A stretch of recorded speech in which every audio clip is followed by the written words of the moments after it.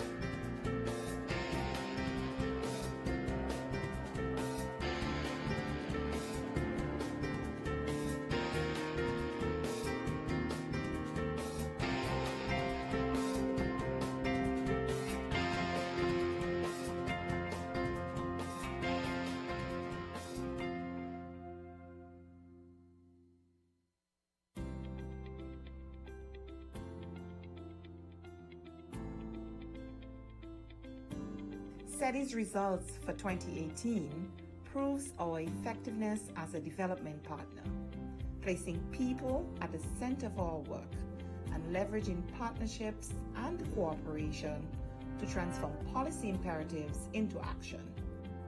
With an eye on the rapidly changing global context, SETI is innovating to constructively address the emerging challenges and opportunities for the region. As part of our competitiveness program, SETI is designing precise tools to assess assets and capabilities in the productive sector to determine paths towards higher value goods and services.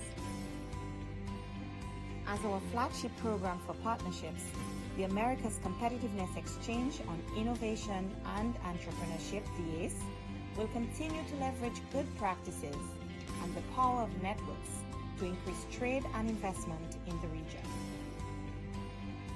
For us, the role of the OAS is very important, connecting countries, connecting governments and private sector, and letting us know what other countries are doing it and how we can replicate that in our countries to enhance development. For me, who has come here to look at how can we develop our own ecosystem, our own innovation hubs, our own accelerators, I think seeing this, touching, feeling it, seeing the transformation, seeing how quickly you made it happen, is a testament to what is possible. So I believe all of us leave here stronger than ever. The Working Group of Experts on Subnational Competitiveness, the GTEX, is our gateway program to promote local economic competitiveness policies alongside municipal and state-level governments, together with the private sector and academia. Este tipo de reuniones te sirven para darte cuenta de todo lo que se está viviendo en América Latina sobre los temas de competitividad.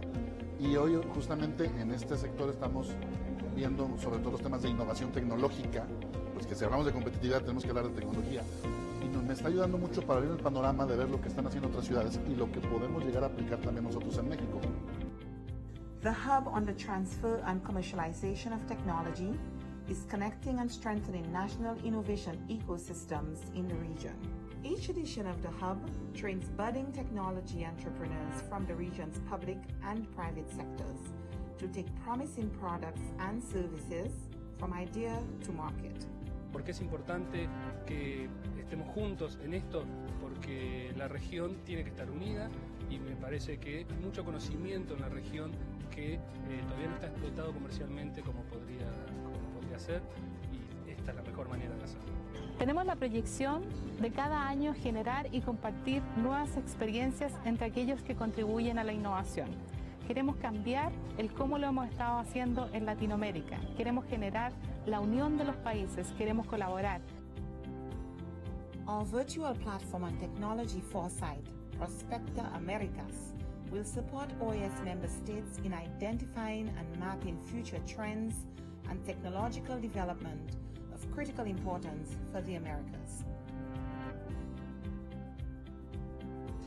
Este esfuerzo, el cual viene siendo apoyado por la Organización de los Estados Americanos, nos permitirá tener una gran información para poder mapear estas iniciativas de innovación y poder que ellas contribuyan al crecimiento económico, a la competitividad y al bienestar de nuestras naciones. Como bien sabemos, nos encontramos ya en la cuarta revolución industrial, la que está cambiando rápidamente la forma en que se hace negocios, se produce, se consume y se genera bienestar y entretenimiento en el mundo.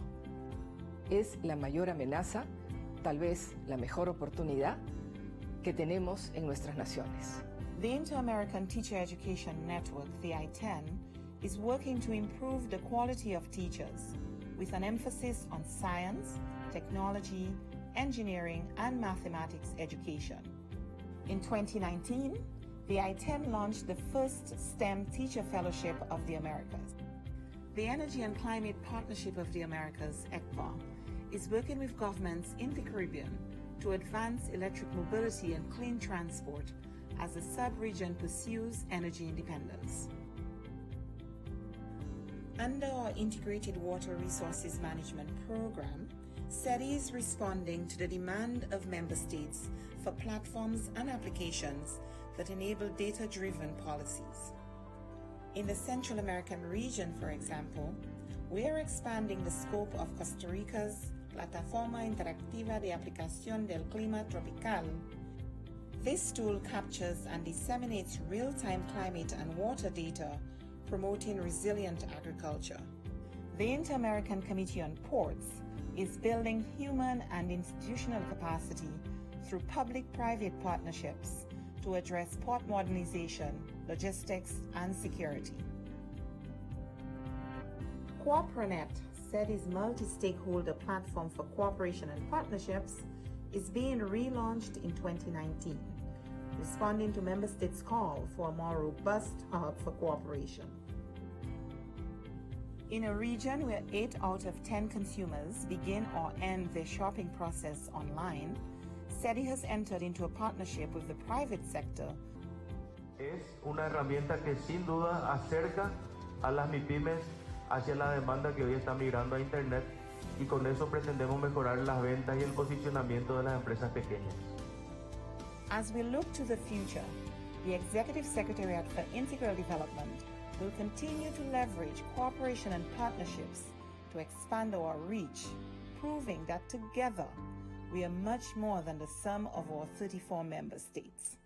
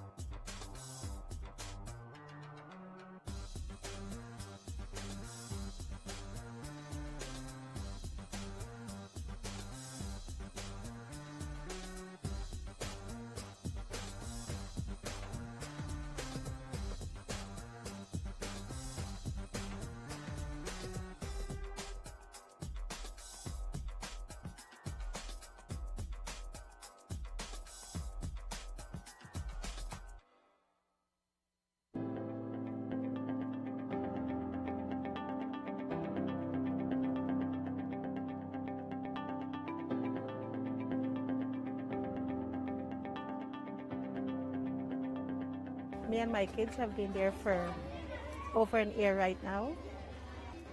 And children are friends. It doesn't matter where they come from.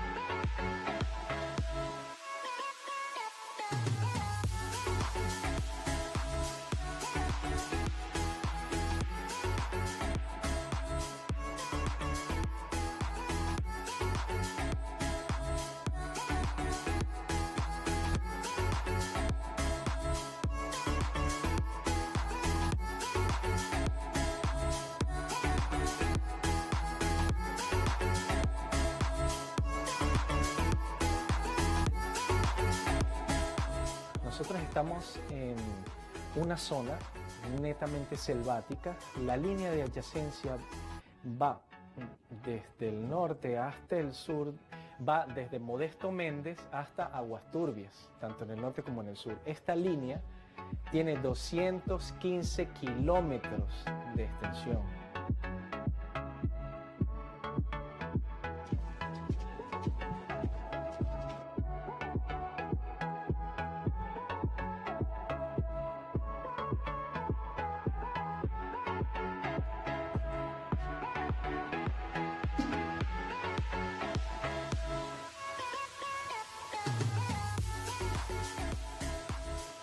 De allí vino él, se buscó creo con los de la OEA y de allí vino el proyecto para acá, para Judá.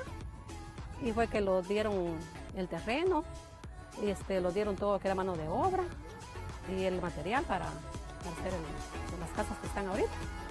Y por ese motivo estamos aquí viviendo todavía.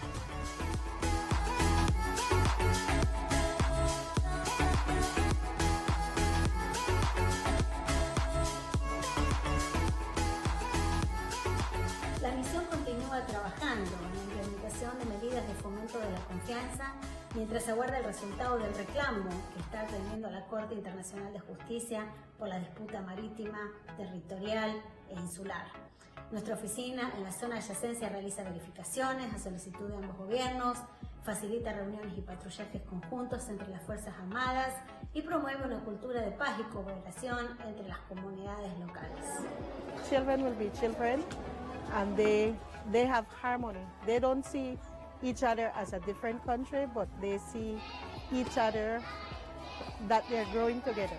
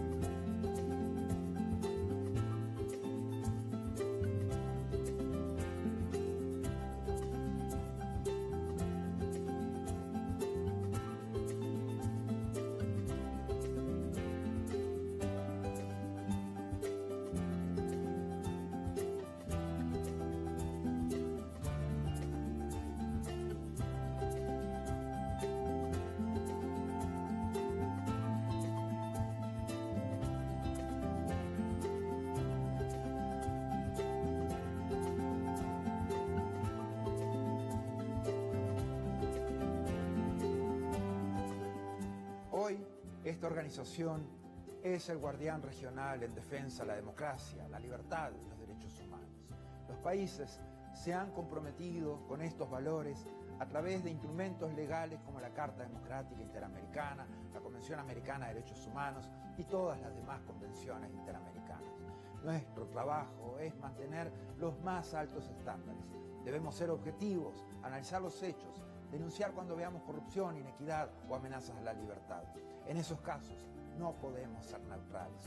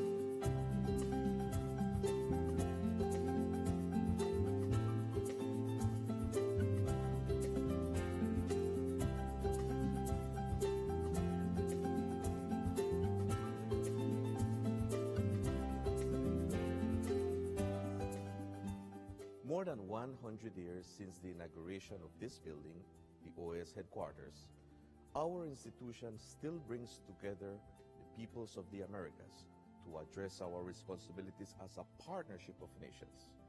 As we look to the future, our work must also focus on the construction of a positive agenda that continues to favorably impact millions of lives every day.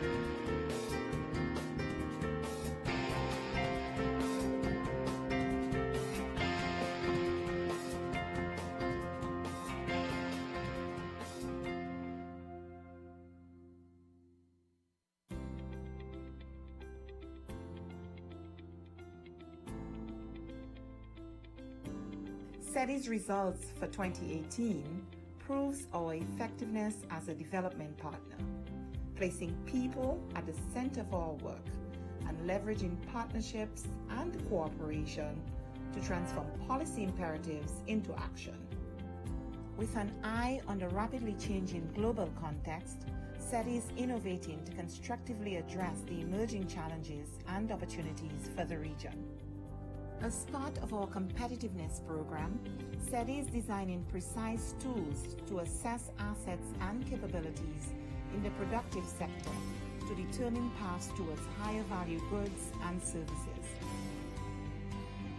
As our flagship program for partnerships, the Americas Competitiveness Exchange on Innovation and Entrepreneurship, the OAS, will continue to leverage good practices and the power of networks to increase trade and investment in the region. For us, the role of the OAS is very important, connecting countries, connecting governments and private sector, and letting us know what other countries are doing it and how we can replicate that in our countries to enhance development. For me, who has come here to look at how can we develop our own ecosystem, our own innovation hubs, our own accelerators, I think seeing this, touching, feeling, seeing the transformation, seeing how quickly you made it happen, is a testament to what is possible. So I believe all of us leave here stronger than ever. The Working Group of Experts on Subnational Competitiveness, the GTEX, is our gateway program to promote local economic competitiveness policies alongside municipal and state-level governments, together with the private sector and academia. Este tipo de reuniones te sirven para darte cuenta de todo lo que se está viviendo en América Latina sobre los temas de competitividad. Y hoy justamente en este sector estamos viendo sobre todo los temas de innovación tecnológica. Pues que si hablamos de competitividad tenemos que hablar de tecnología. Y me está ayudando mucho para ver el panorama de ver lo que están haciendo otras ciudades y lo que podemos llegar a aplicar también nosotros en México. The hub on the transfer and commercialization of technology is connecting and strengthening national innovation ecosystems in the region. Each edition of the hub trains budding technology entrepreneurs from the region's public and private sectors to take promising products and services from idea to market. ¿Por qué es importante que estemos juntos en esto?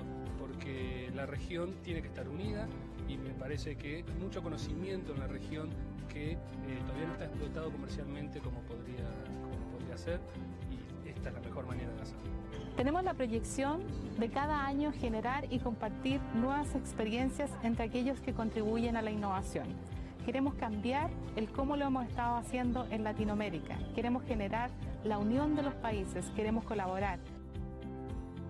Our virtual platform on technology foresight, Prospecta Americas, will support OAS member states in identifying and mapping future trends and technological development of critical importance for the Americas.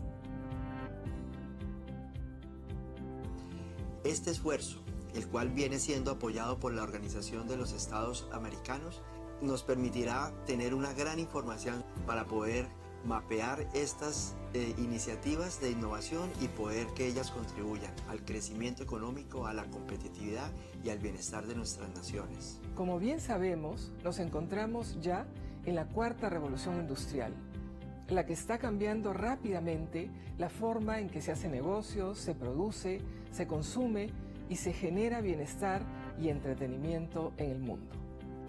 Es la mayor amenaza, tal vez la mejor oportunidad que tenemos en nuestras naciones. The Inter-American Teacher Education Network, the I-10, is working to improve the quality of teachers with an emphasis on science, technology, engineering, and mathematics education. In 2019, the I-10 launched the first STEM Teacher Fellowship of the Americas. The Energy and Climate Partnership of the Americas, ECPA, is working with governments in the Caribbean to advance electric mobility and clean transport as the sub-region pursues energy independence. Under our Integrated Water Resources Management Program, SETI is responding to the demand of member states for platforms and applications that enable data-driven policies. In the Central American region, for example, we are expanding the scope of Costa Rica's Plataforma Interactiva de Aplicación del Clima Tropical. This tool captures and disseminates real-time climate and water data, promoting resilient agriculture.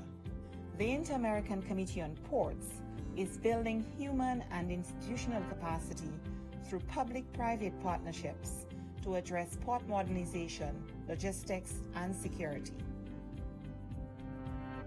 CooperaNet, SETI's multi-stakeholder platform for cooperation and partnerships, is being relaunched in 2019, responding to member states' call for a more robust hub for cooperation.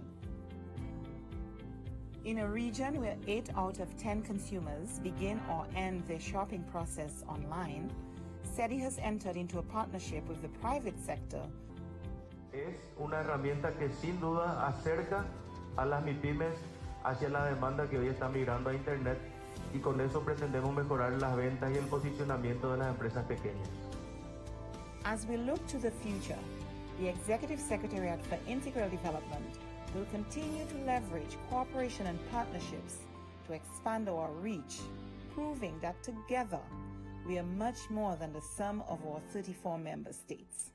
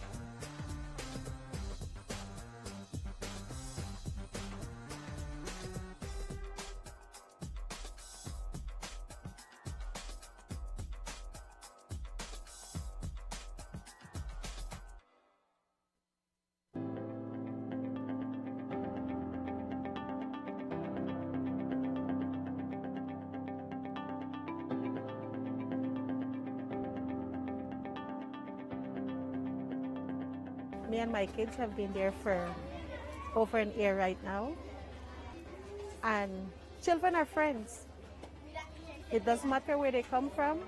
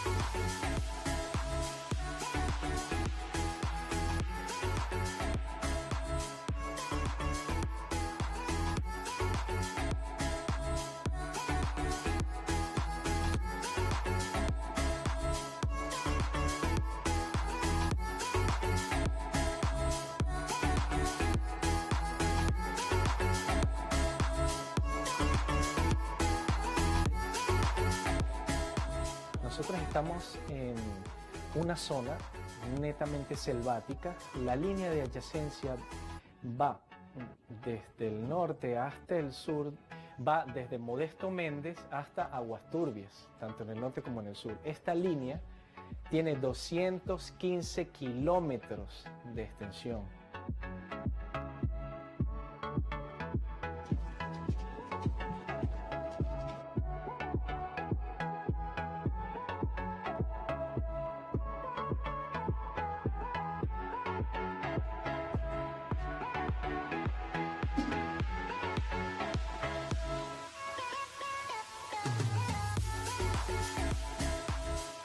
De allí vino él, se buscó creo con los de la OEA y de allí vino el proyecto para acá, para Judá.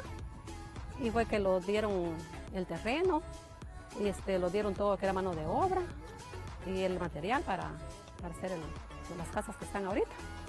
Y por ese motivo estamos aquí viviendo todavía.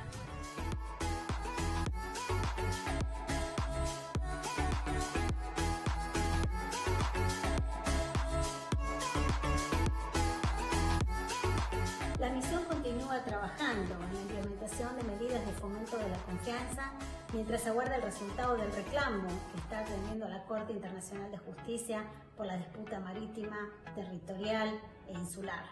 Nuestra oficina en la zona de adyacencia realiza verificaciones a solicitud de ambos gobiernos, facilita reuniones y patrullajes conjuntos entre las Fuerzas Armadas y promueve una cultura de paz y cooperación entre las comunidades locales. Children will be children and they have harmony. They don't see each other as a different country, but they see each other that they're growing together.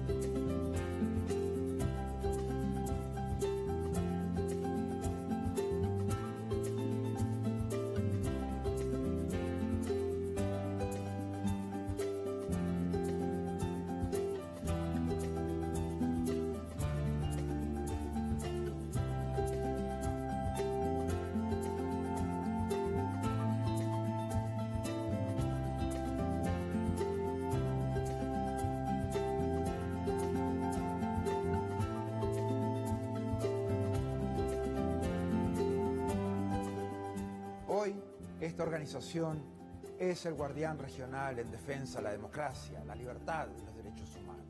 Los países se han comprometido con estos valores a través de instrumentos legales como la Carta Democrática Interamericana, la Convención Americana de Derechos Humanos y todas las demás convenciones interamericanas. Nuestro trabajo es mantener los más altos estándares. Debemos ser objetivos, analizar los hechos, denunciar cuando veamos corrupción, inequidad o amenazas a la libertad. En esos casos no podemos ser neutrales.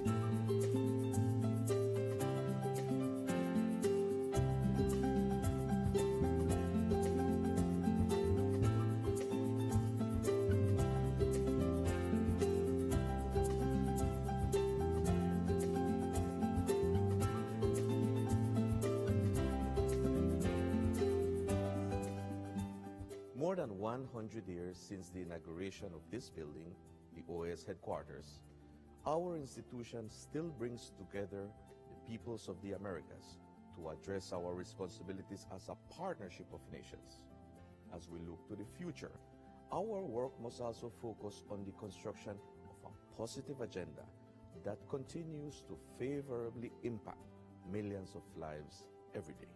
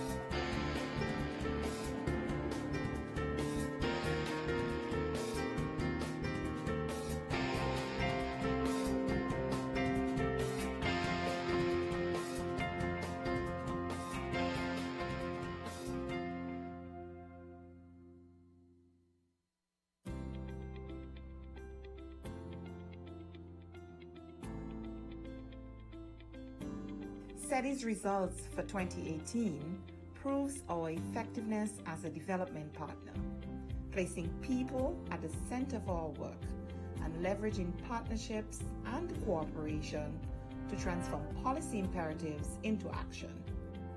With an eye on the rapidly changing global context, SETI is innovating to constructively address the emerging challenges and opportunities for the region. As part of our competitiveness program, SETI is designing precise tools to assess assets and capabilities in the productive sector to determine paths towards higher value goods and services. As our flagship program for partnerships, the Americas Competitiveness Exchange on Innovation and Entrepreneurship, the OAS, will continue to leverage good practices and the power of networks to increase trade and investment in the region. For us, the role of the OAS is very important, connecting countries, connecting governments and private sector, and letting us know what other countries are doing it and how we can replicate that in our countries to enhance development. For me, who has come here to look at how can we develop our own ecosystem, our own innovation hubs, our own accelerators, I think seeing this, touching, feeling, seeing the transformation, seeing how quickly you've made it happen is a testament to what is possible. So I believe all of us leave here stronger than ever. The Working Group of Experts on Subnational Competitiveness, the GTEX, is our gateway program to promote local economic competitiveness policies alongside municipal and state-level governments, together with the private sector and academia. Este tipo de reuniones te sirven para darte cuenta de todo lo que se está viviendo en América Latina sobre los temas de competitividad. Y hoy justamente en este sector estamos viendo sobre todo los temas de innovación tecnológica, pues que si hablamos de competitividad tenemos que hablar de tecnología. Y me está ayudando mucho para abrir el panorama de ver lo que están haciendo otras ciudades y lo que podemos llegar a aplicar también nosotros en México. The Hub on the Transfer and Commercialization of Technology is connecting and strengthening national innovation ecosystems in the region. Each edition of the Hub trains budding technology entrepreneurs from the region's public and private sectors to take promising products and services from idea to market. Porque es importante que estemos juntos en esto, porque la región tiene que estar unida y me parece que hay mucho conocimiento en la región que todavía no está explotado comercialmente como podría hacer, y esta es la mejor manera de hacerlo. Tenemos la proyección de cada año generar y compartir nuevas experiencias entre aquellos que contribuyen a la innovación. Queremos cambiar el cómo lo hemos estado haciendo en Latinoamérica. Queremos generar la unión de los países, queremos colaborar. Our virtual platform on technology foresight, Prospecta Americas, will support OAS member states in identifying and mapping future trends and technological development of critical importance for the Americas. Este esfuerzo, el cual viene siendo apoyado por la Organización de los Estados Americanos, nos permitirá tener una gran información para poder mapear estas iniciativas de innovación y poder que ellas contribuyan al crecimiento económico, a la competitividad y al bienestar de nuestras naciones. Como bien sabemos, nos encontramos ya en la cuarta revolución industrial, la que está cambiando rápidamente la forma en que se hace negocios, se produce, se consume y se genera bienestar y entretenimiento en el mundo. Es la mayor amenaza, tal vez la mejor oportunidad que tenemos en nuestras naciones. The Inter-American Teacher Education Network, the I-10, is working to improve the quality of teachers with an emphasis on science, technology, engineering, and mathematics education. In 2019, the I-10 launched the first STEM Teacher Fellowship of the Americas. The Energy and Climate Partnership of the Americas, ECPA, is working with governments in the Caribbean to advance electric mobility and clean transport as the sub-region pursues energy independence. Under our Integrated Water Resources Management Program, SETI is responding to the demand of member states for platforms and applications that enable data-driven policies. In the Central American region, for example, we are expanding the scope of Costa Rica's Plataforma Interactiva de Aplicación del Clima Tropical. This tool captures and disseminates real-time climate and water data, promoting resilient agriculture. The Inter-American Committee on Ports is building human and institutional capacity through public-private partnerships to address port modernization, logistics, and security. CooperaNet, SETI's multi-stakeholder platform for cooperation and partnerships, is being relaunched in 2019, responding to member states' call for a more robust hub for cooperation. In a region where 8 out of 10 consumers begin or end their shopping process online, SETI has entered into a partnership with the private sector. Es una herramienta que sin duda acerca a las MIPYMES hacia la demanda que hoy está migrando a Internet, y con eso pretendemos mejorar las ventas y el posicionamiento de las empresas pequeñas. As we look to the future, the Executive Secretariat for Integral Development will continue to leverage cooperation and partnerships to expand our reach, proving that together we are much more than the sum of our 34 member states.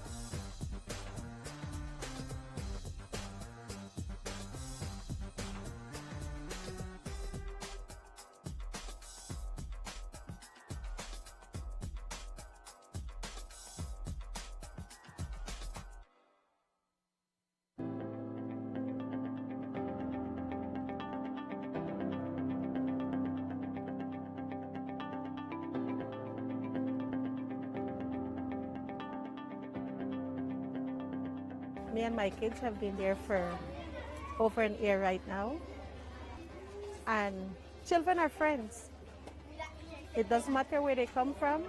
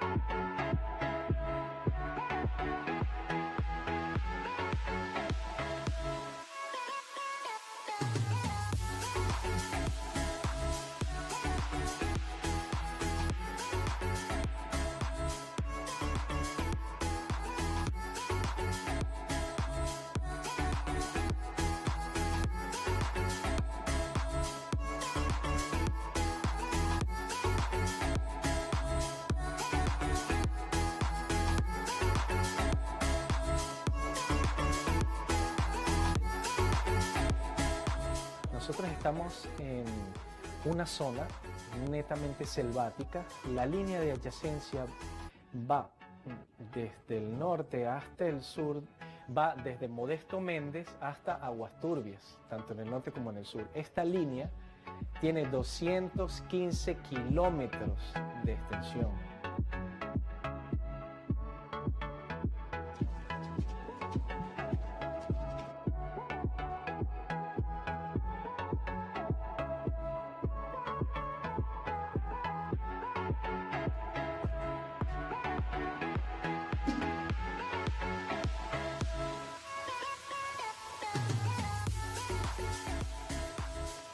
De allí vino él, se buscó creo con los de la OEA y de allí vino el proyecto para acá, para Judá. Y fue que lo dieron el terreno, y lo dieron todo lo que era mano de obra y el material para hacer las casas que están ahorita. Y por ese motivo estamos aquí viviendo todavía.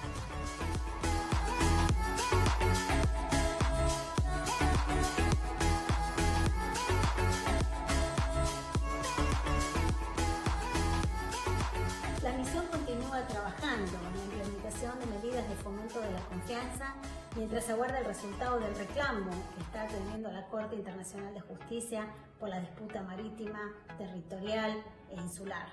Nuestra oficina en la zona de adyacencia realiza verificaciones a solicitud de ambos gobiernos, facilita reuniones y patrullajes conjuntos entre las Fuerzas Armadas y promueve una cultura de paz y cooperación entre las comunidades locales.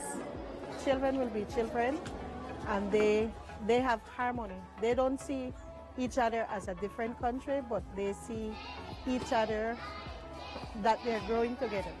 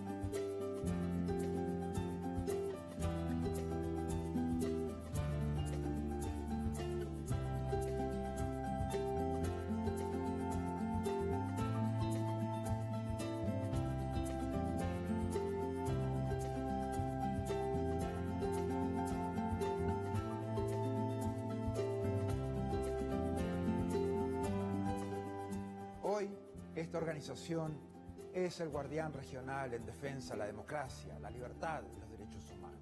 Los países se han comprometido con estos valores a través de instrumentos legales como la Carta Democrática Interamericana, la Convención Americana de Derechos Humanos y todas las demás convenciones interamericanas. Nuestro trabajo es mantener los más altos estándares. Debemos ser objetivos, analizar los hechos, denunciar cuando veamos corrupción, inequidad o amenazas a la libertad. En esos casos no podemos ser neutrales.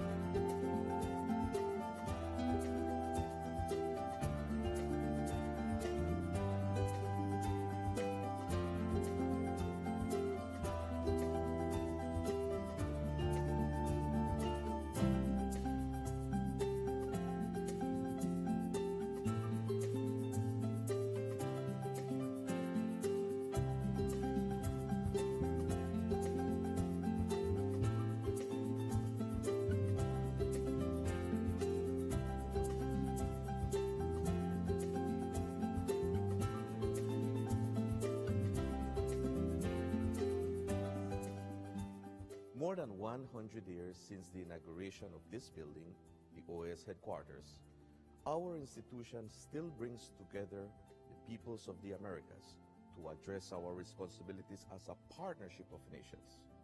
As we look to the future, our work must also focus on the construction of a positive agenda that continues to favorably impact millions of lives every day.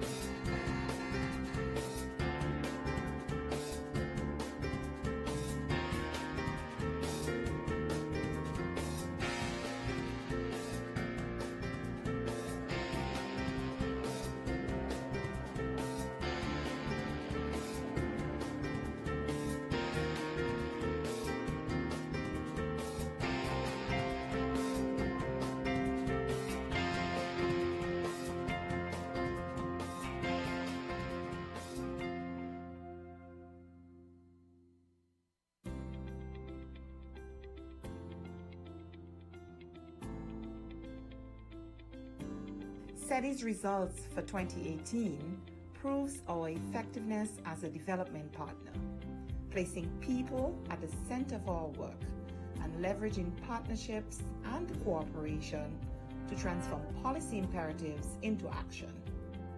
With an eye on the rapidly changing global context, SETI is innovating to constructively address the emerging challenges and opportunities for the region.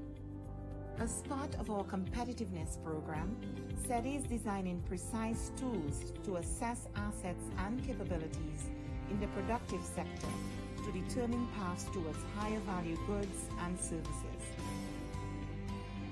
As our flagship program for partnerships, the Americas Competitiveness Exchange on Innovation and Entrepreneurship, the OAS, will continue to leverage good practices and the power of networks to increase trade and investment in the region. For us, the role of the OAS is very important, connecting countries, connecting governments and private sector, and letting us know what other countries are doing it and how we can replicate that in our countries to enhance development. For me, who has come here to look at how can we develop our own ecosystem, our own innovation hubs, our own accelerators, I think seeing this, touching, feeling, seeing the transformation, seeing how quickly you've made it happen, is a testament to what is possible. So I believe all of us leave here stronger than ever. The Working Group of Experts on Subnational Competitiveness, the GTEX, is our gateway program to promote local economic competitiveness policies alongside municipal and state-level governments, together with the private sector and academia. Este tipo de reuniones te sirven para darte cuenta de todo lo que se está viviendo en América Latina sobre los temas de competitividad. Y hoy justamente en este sector estamos viendo sobre todo los temas de innovación tecnológica, pues que si hablamos de competitividad tenemos que hablar de tecnología. Y me está ayudando mucho para ver el panorama de ver lo que están haciendo otras ciudades y lo que podemos llegar a aplicar también nosotros en México. The Hub on the Transfer and Commercialization of Technology is connecting and strengthening national innovation ecosystems in the region. Each edition of the Hub trains budding technology entrepreneurs from the region's public and private sectors to take promising products and services from idea to market. ¿Por qué es importante que estemos juntos en esto? Porque la región tiene que estar unida y me parece que hay mucho conocimiento en la región que todavía no está explotado comercialmente como podría hacer, y esta es la mejor manera de hacerlo. Tenemos la proyección de cada año generar y compartir nuevas experiencias entre aquellos que contribuyen a la innovación.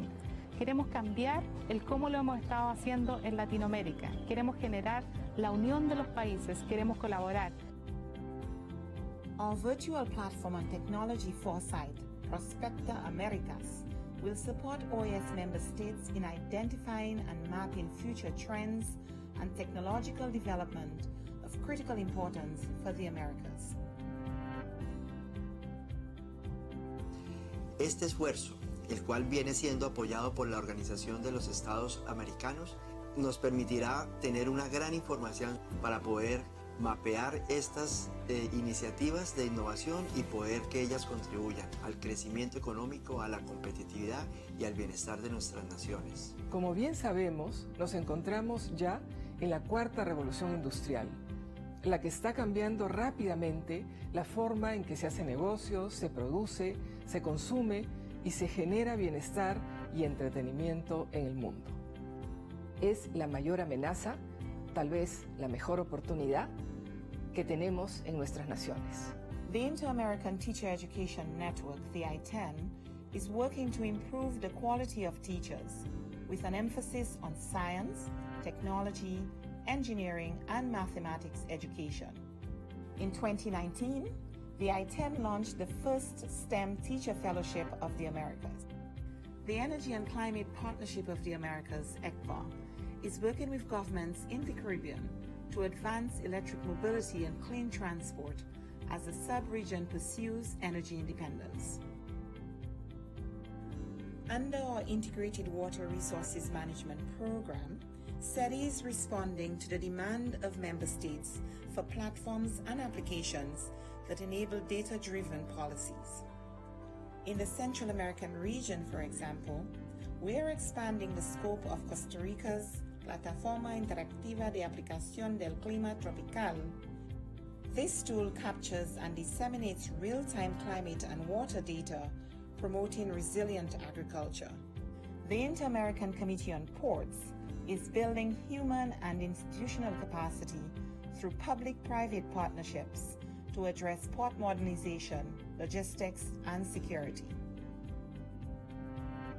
CooperaNet, SETI's multi-stakeholder platform for cooperation and partnerships, is being relaunched in 2019, responding to member states' call for a more robust hub for cooperation.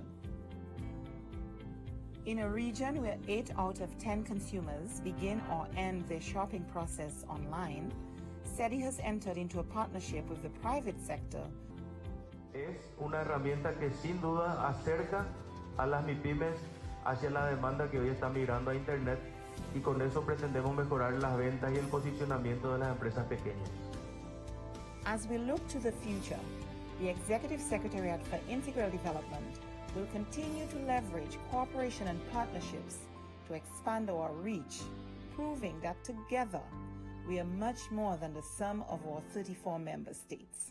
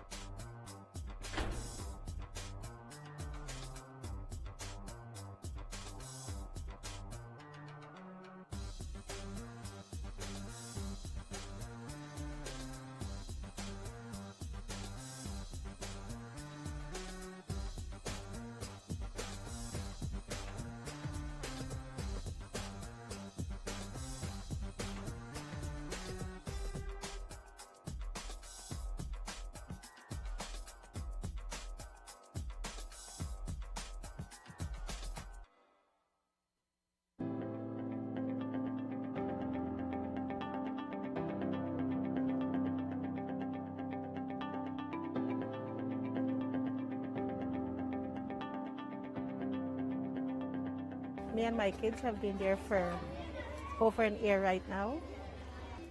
And children are friends. It doesn't matter where they come from.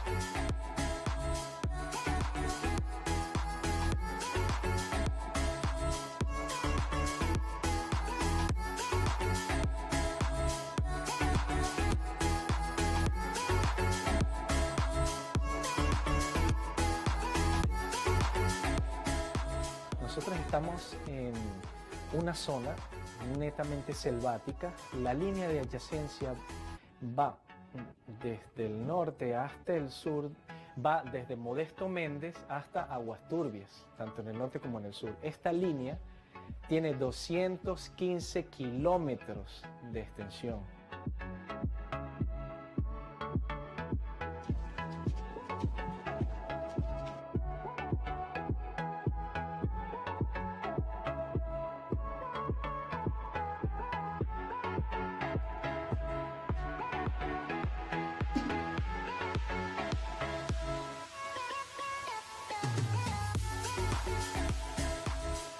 De allí vino él, se buscó creo con los de la OEA y de allí vino el proyecto para acá, para Judá. Y fue que lo dieron el terreno, y lo dieron todo lo que era mano de obra y el material para hacer las casas que están ahorita. Y por ese motivo estamos aquí viviendo todavía.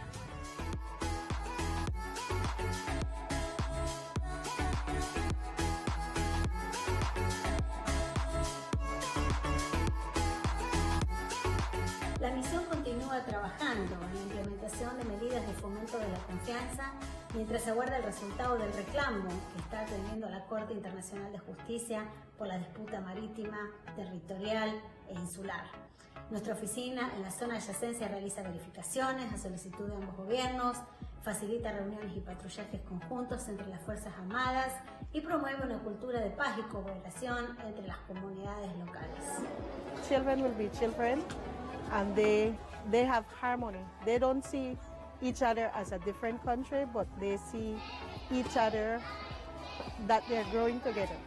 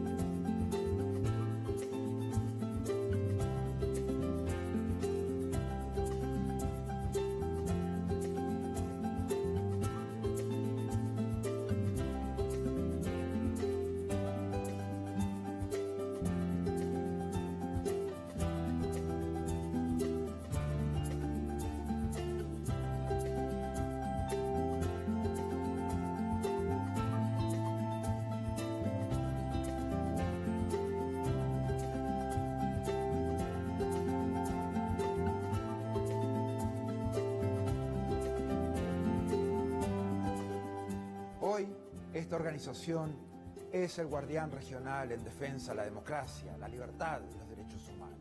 Los países se han comprometido con estos valores a través de instrumentos legales como la Carta Democrática Interamericana, la Convención Americana de Derechos Humanos y todas las demás convenciones interamericanas. Nuestro trabajo es mantener los más altos estándares. Debemos ser objetivos, analizar los hechos, denunciar cuando veamos corrupción, inequidad o amenazas a la libertad. En esos casos, no podemos ser neutrales.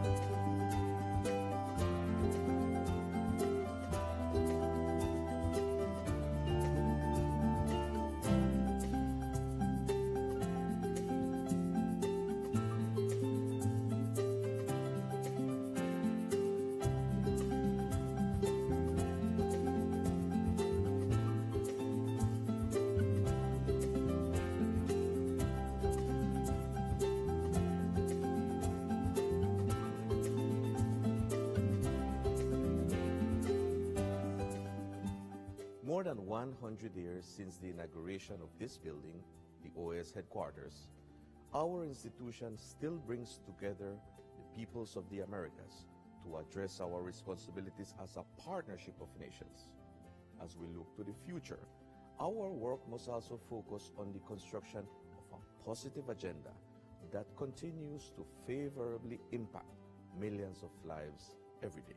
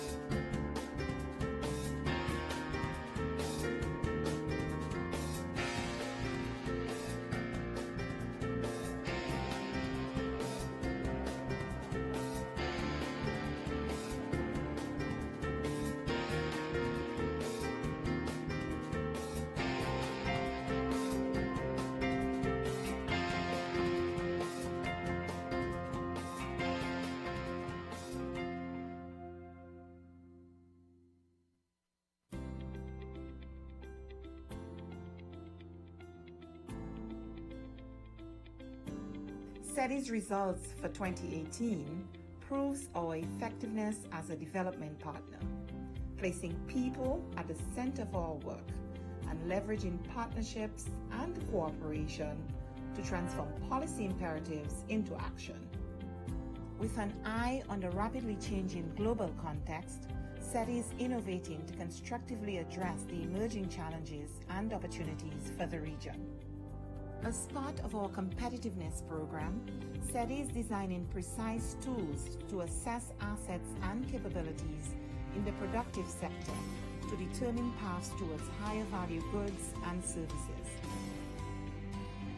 As our flagship program for partnerships, the Americas Competitiveness Exchange on Innovation and Entrepreneurship, the OAS, will continue to leverage good practices and the power of networks to increase trade and investment in the region. For us, the role of the OAS is very important, connecting countries, connecting governments and private sector, and letting us know what other countries are doing it and how we can replicate that in our countries to enhance development. For me, who has come here to look at how can we develop our own ecosystem, our own innovation hubs, our own accelerators, I think seeing this, touching, feeling it, seeing the transformation, seeing how quickly you've made it happen is a testament to what is possible. So I believe all of us leave here stronger than ever. The Working Group of Experts on Subnational Competitiveness, the GTEX, is our gateway program to promote local economic competitiveness policies alongside municipal and state-level governments, together with the private sector and academia. Este tipo de reuniones te sirven para darte cuenta de todo lo que se está viviendo en América Latina sobre los temas de competitividad. Y hoy justamente en este sector estamos viendo sobre todo los temas de innovación tecnológica. Los que si hablamos de competitividad tenemos que hablar de tecnología. Y me está ayudando mucho para ver el panorama de ver lo que están haciendo otras ciudades y lo que podemos llegar a aplicar también nosotros en México. The hub on the transfer and commercialization of technology is connecting and strengthening national innovation ecosystems in the region. Each edition of the hub trains budding technology entrepreneurs from the region's public and private sectors to take promising products and services from idea to market. ¿Por qué es importante que estemos juntos en esto? Porque la región tiene que estar unida y me parece que hay mucho conocimiento en la región que todavía no está explotado comercialmente como podría hacer, y esta es la mejor manera de hacerlo. Tenemos la proyección de cada año generar y compartir nuevas experiencias entre aquellos que contribuyen a la innovación.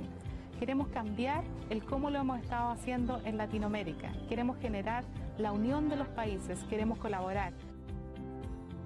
Our virtual platform on technology foresight, Prospecta Americas, will support OAS member states in identifying and mapping future trends and technological development of critical importance for the Americas. Este esfuerzo, el cual viene siendo apoyado por la Organización de los Estados Americanos, nos permitirá tener una gran información para poder mapear estas iniciativas de innovación y poder que ellas contribuyan al crecimiento económico, a la competitividad y al bienestar de nuestras naciones. Como bien sabemos, nos encontramos ya en la cuarta revolución industrial, la que está cambiando rápidamente la forma en que se hace negocios, se produce, se consume y se genera bienestar y entretenimiento en el mundo. Es la mayor amenaza, tal vez la mejor oportunidad que tenemos en nuestras naciones. The Inter-American Teacher Education Network, the I-10, is working to improve the quality of teachers with an emphasis on science, technology, engineering, and mathematics education. In 2019, the I-10 launched the first STEM Teacher Fellowship of the Americas. The Energy and Climate Partnership of the Americas, ECPA, is working with governments in the Caribbean to advance electric mobility and clean transport as the sub-region pursues energy independence. Under our Integrated Water Resources Management Program, SETI is responding to the demand of member states for platforms and applications that enable data-driven policies. In the Central American region, for example, we are expanding the scope of Costa Rica's Plataforma Interactiva de Aplicación del Clima Tropical. This tool captures and disseminates real-time climate and water data, promoting resilient agriculture. The Inter-American Committee on Ports is building human and institutional capacity through public-private partnerships to address port modernization, logistics, and security. CooperaNet, SETI's multi-stakeholder platform for cooperation and partnerships, is being relaunched in 2019, responding to member states' call for a more robust hub for cooperation. In a region where 8 out of 10 consumers begin or end their shopping process online, SETI has entered into a partnership with the private sector. Es una herramienta que sin duda acerca a las MIPYMES hacia la demanda que hoy está migrando a Internet, y con eso pretendemos mejorar las ventas y el posicionamiento de las empresas pequeñas.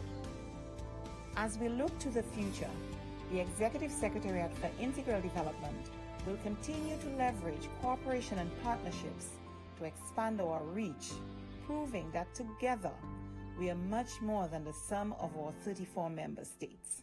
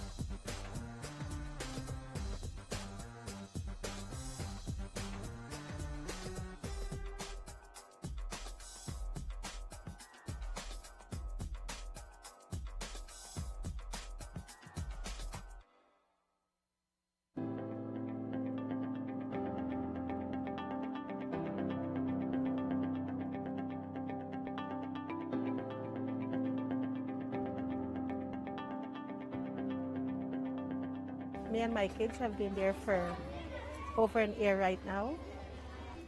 And children are friends.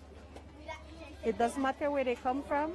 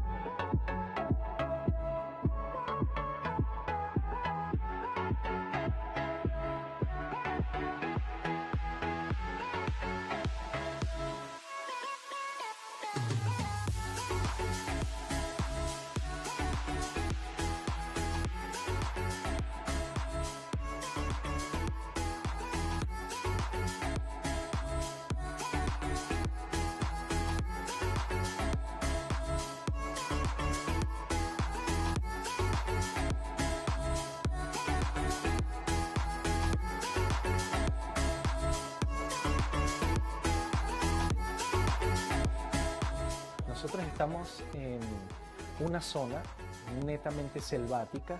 La línea de adyacencia va desde el norte hasta el sur, va desde Modesto Méndez hasta Aguas Turbias, tanto en el norte como en el sur. Esta línea tiene 215 kilómetros de extensión.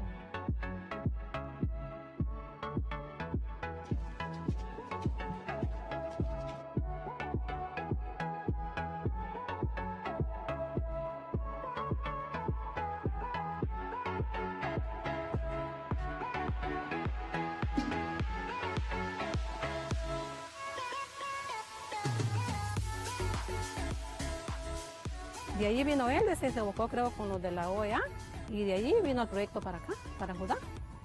Y fue que lo dieron el terreno, y lo dieron todo que era mano de obra y el material para hacer las casas que están ahorita. Y por ese motivo estamos aquí viviendo ahorita.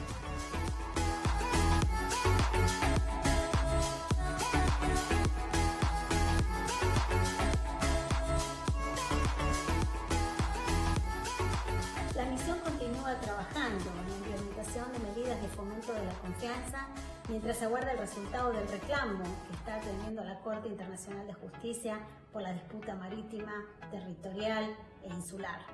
Nuestra oficina en la zona de adyacencia realiza verificaciones a solicitud de ambos gobiernos, facilita reuniones y patrullajes conjuntos entre las Fuerzas Armadas y promueve una cultura de paz y cooperación entre las comunidades locales. Children will be children and they have harmony. They don't see each other as a different country, but they see each other that they're growing together.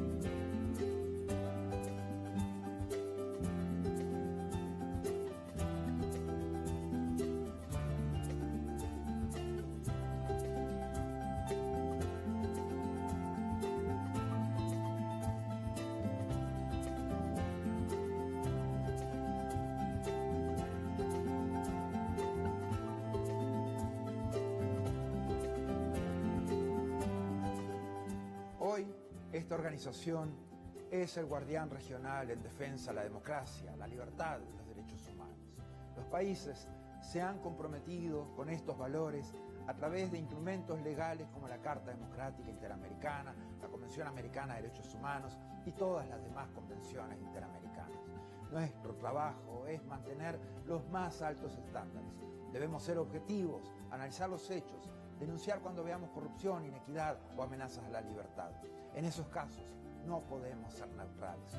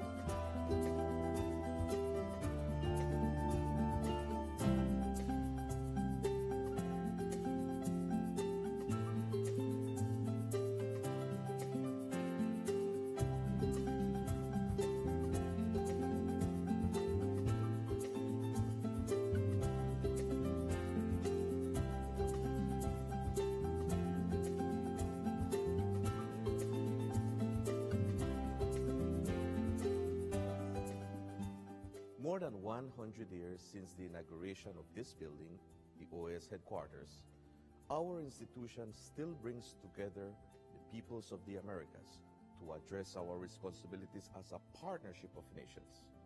As we look to the future, our work must also focus on the construction of a positive agenda that continues to favorably impact millions of lives every day.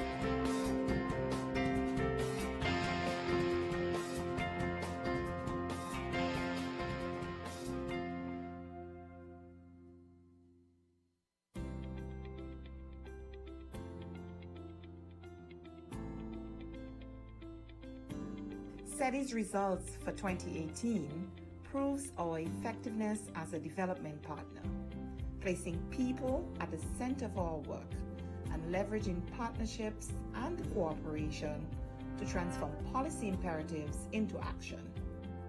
With an eye on the rapidly changing global context, SETI is innovating to constructively address the emerging challenges and opportunities for the region.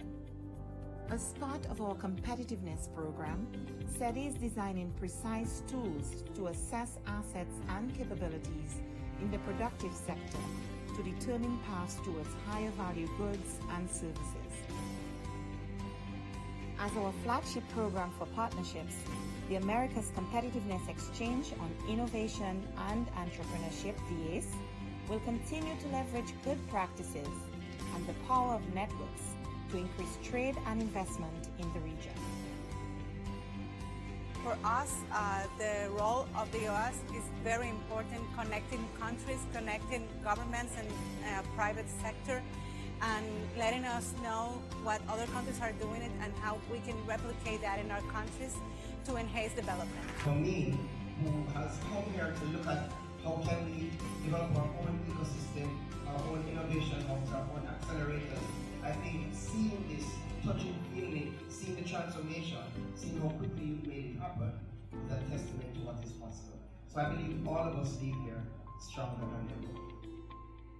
The Working Group of Experts on Subnational Competitiveness, the GTEX, is our gateway program to promote local economic competitiveness policies alongside municipal and state-level governments, together with the private sector and academia. Este tipo de reuniones te sirven para darte cuenta de todo lo que se está viviendo en América Latina sobre los temas de competitividad. Y hoy justamente en este sector estamos viendo sobre todo los temas de innovación tecnológica, pues que si hablamos de competitividad tenemos que hablar de tecnología. Y me está ayudando mucho para ver el panorama de ver lo que están haciendo otras ciudades y lo que podemos llegar a aplicar también nosotros en México. The hub on the transfer and commercialization of technology is connecting and strengthening national innovation ecosystems in the region. Each edition of the hub trains budding technology entrepreneurs from the region's public and private sectors to take promising products and services from idea to market. ¿Por qué es importante que estemos juntos en esto? Porque la región tiene que estar unida y me parece que hay mucho conocimiento en la región que todavía no está explotado comercialmente como podría hacer, y esta es la mejor manera de hacerlo. Tenemos la proyección de cada año generar y compartir nuevas experiencias entre aquellos que contribuyen a la innovación. Queremos cambiar el cómo lo hemos estado haciendo en Latinoamérica. Queremos generar la unión de los países, queremos colaborar.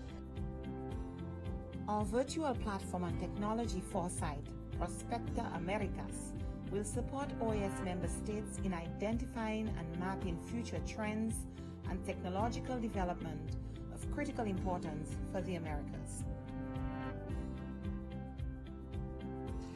Este esfuerzo, el cual viene siendo apoyado por la Organización de los Estados Americanos, nos permitirá tener una gran información para poder mapear estas iniciativas de innovación y poder que ellas contribuyan al crecimiento económico, a la competitividad y al bienestar de nuestras naciones. Como bien sabemos, nos encontramos ya en la cuarta revolución industrial, la que está cambiando rápidamente la forma en que se hace negocios, se produce, se consume y se genera bienestar y entretenimiento en el mundo. Es la mayor amenaza, tal vez la mejor oportunidad que tenemos en nuestras naciones. The Inter-American Teacher Education Network, the I-10, is working to improve the quality of teachers with an emphasis on science, technology, engineering, and mathematics education. In 2019, the I-10 launched the first STEM Teacher Fellowship of the Americas. The Energy and Climate Partnership of the Americas, ECPA, is working with governments in the Caribbean to advance electric mobility and clean transport as the sub-region pursues energy independence. Under our Integrated Water Resources Management Program, SETI is responding to the demand of member states for platforms and applications that enable data-driven policies. In the Central American region, for example, we are expanding the scope of Costa Rica's Plataforma Interactiva de Aplicación del Clima Tropical. This tool captures and disseminates real-time climate and water data, promoting resilient agriculture. The Inter-American Committee on Ports is building human and institutional capacity through public-private partnerships to address port modernization, logistics, and security. CooperaNet, SETI's multi-stakeholder platform for cooperation and partnerships, is being relaunched in 2019, responding to member states' call for a more robust hub for cooperation. In a region where 8 out of 10 consumers begin or end their shopping process online, SETI has entered into a partnership with the private sector.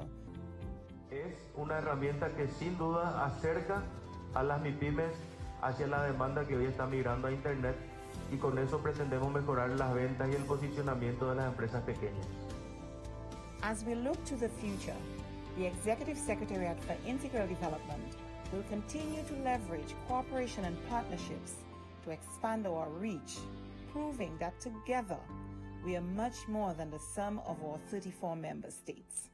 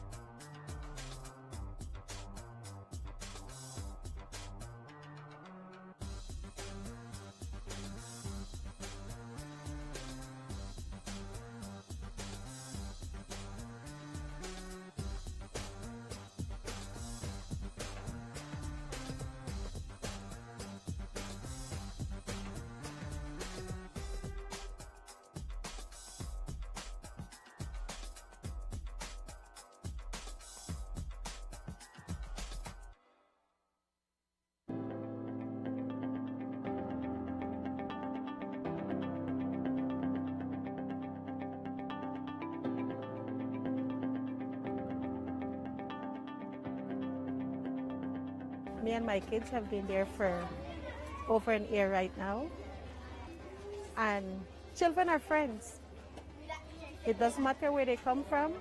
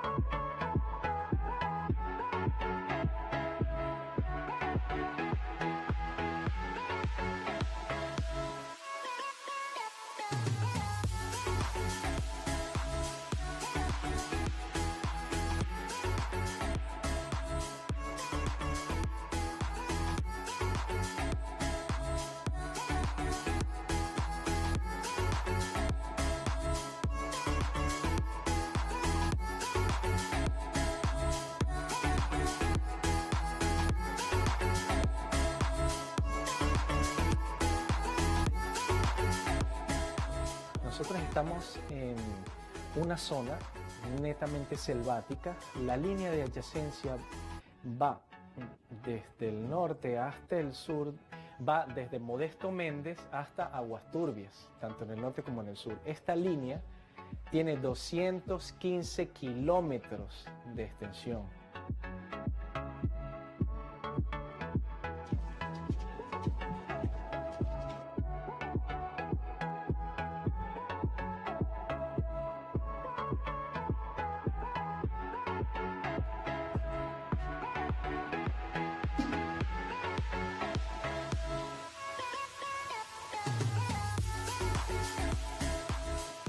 De allí vino él, se buscó creo con los de la OEA y de allí vino el proyecto para acá, para Judá. Y fue que lo dieron el terreno, lo dieron todo lo que era mano de obra y el material para hacer las casas que están ahorita. Y por ese motivo estamos aquí viviendo todavía.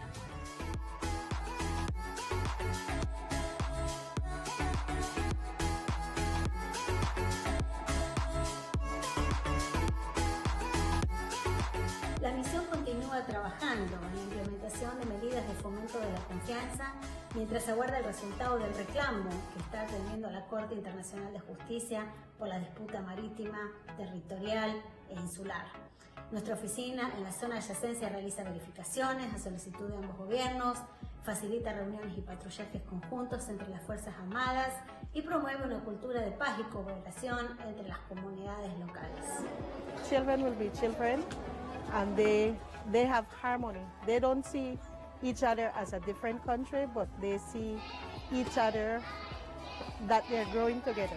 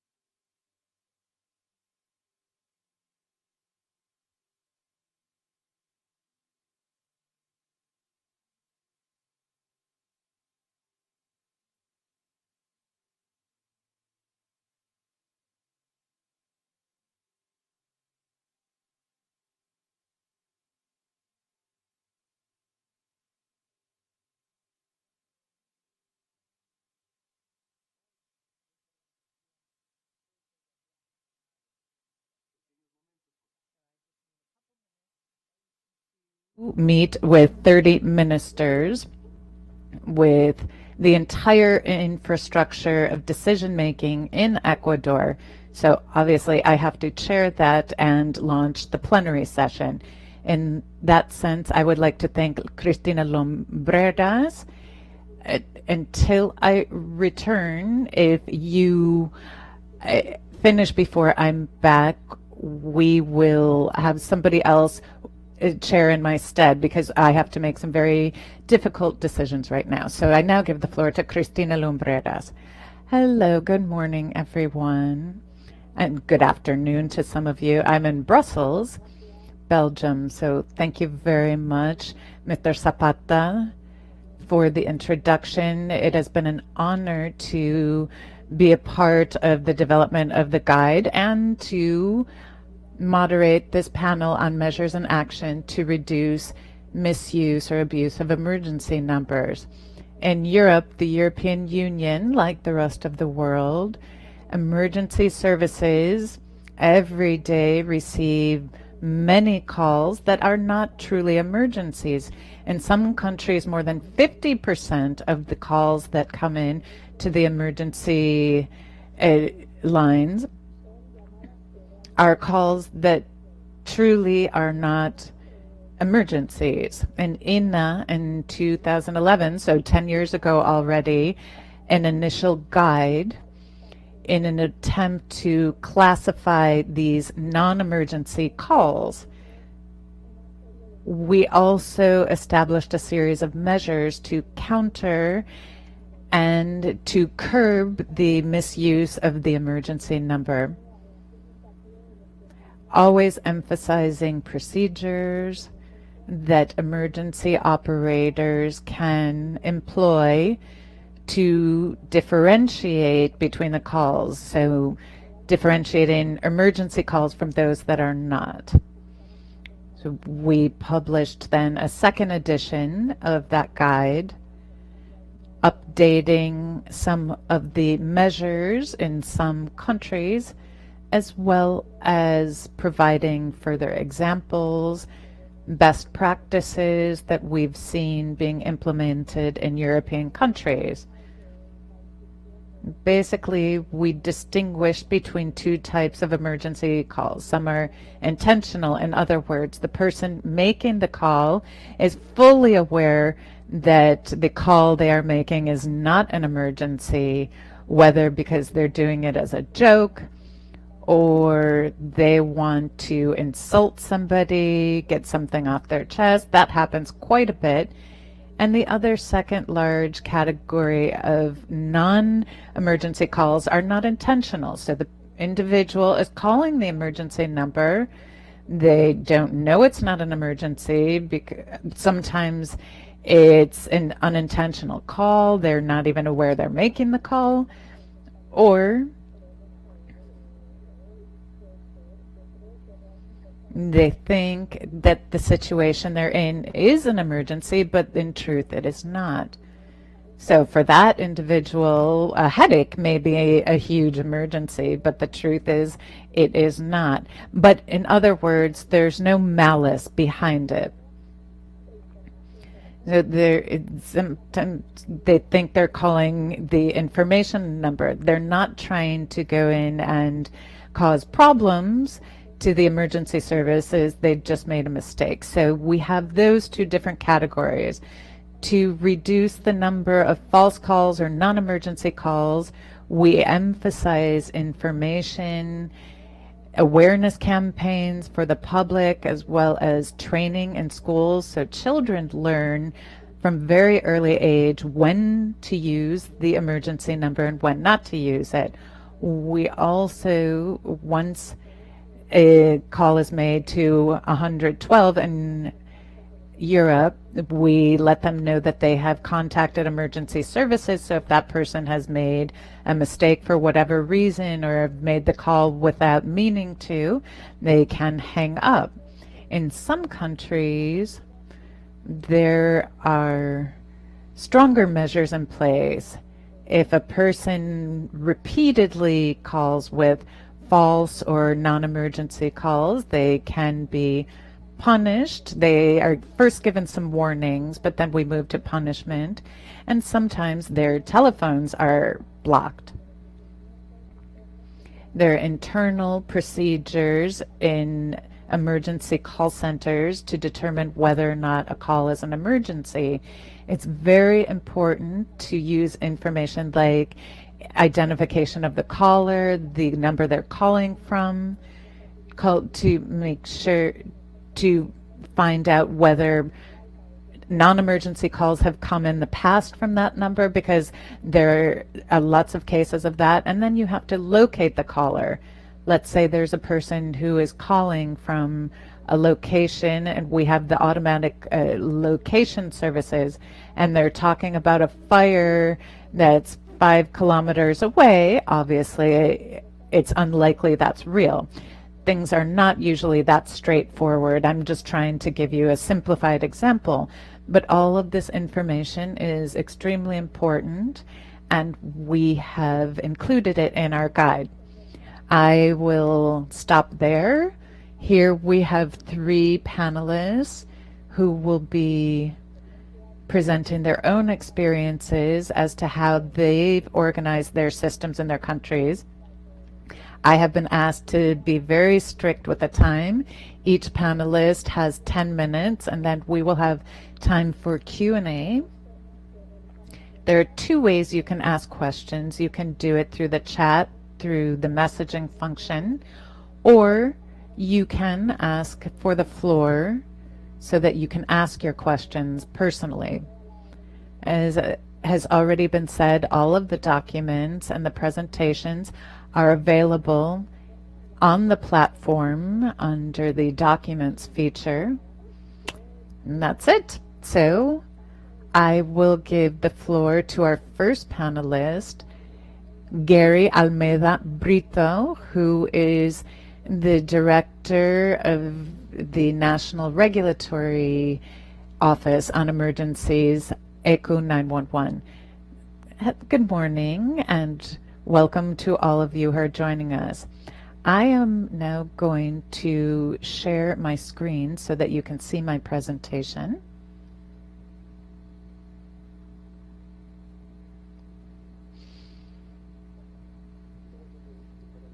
I'm hoping everyone is able to see the presentation. As Cristina Lumbreras has stated, this panel is about measures and actions to reduce the misuse of emergency numbers.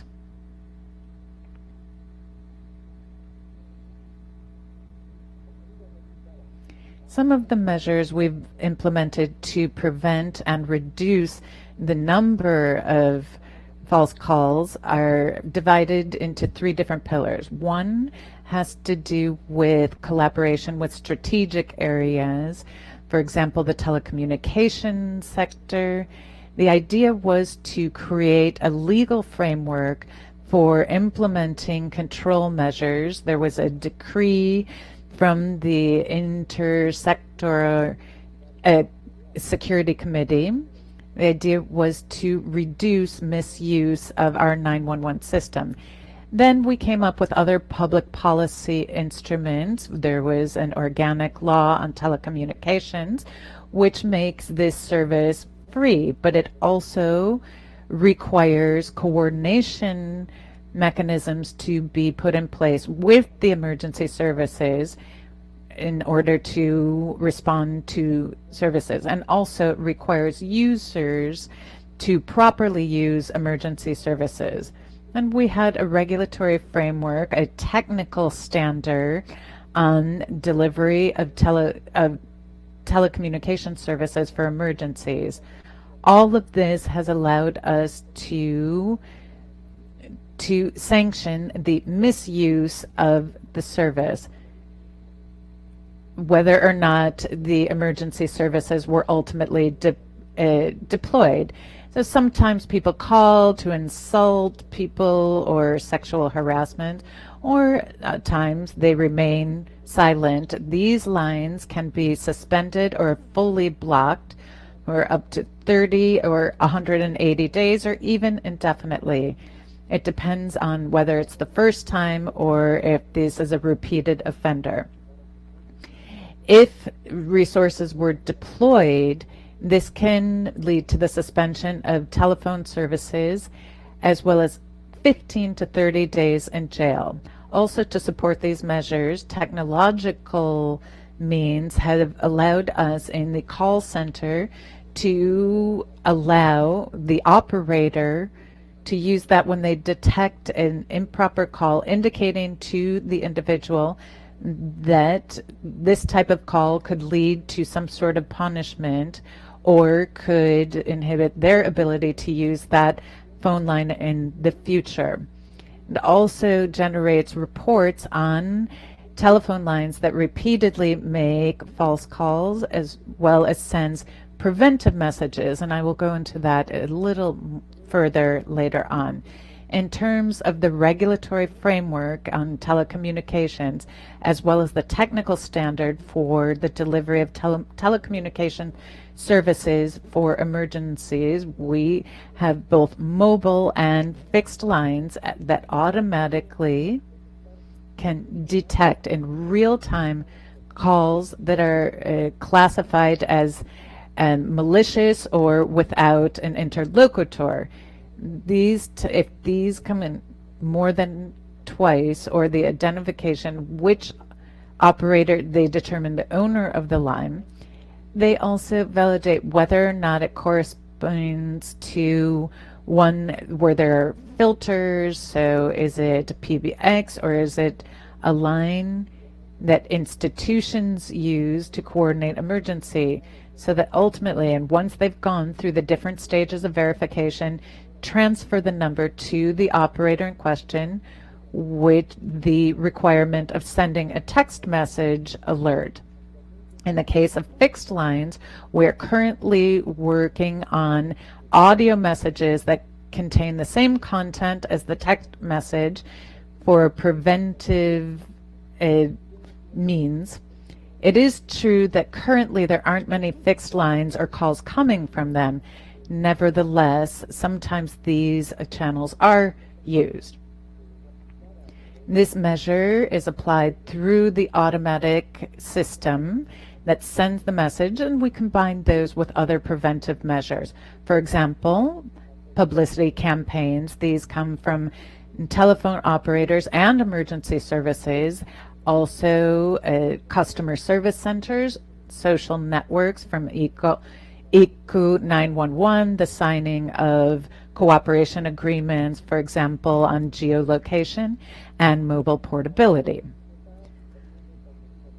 The application of these measures have led to the following outcomes. If we look at 2012, as you can see, in the first month of operation of the service, there were about 92% of improper calls.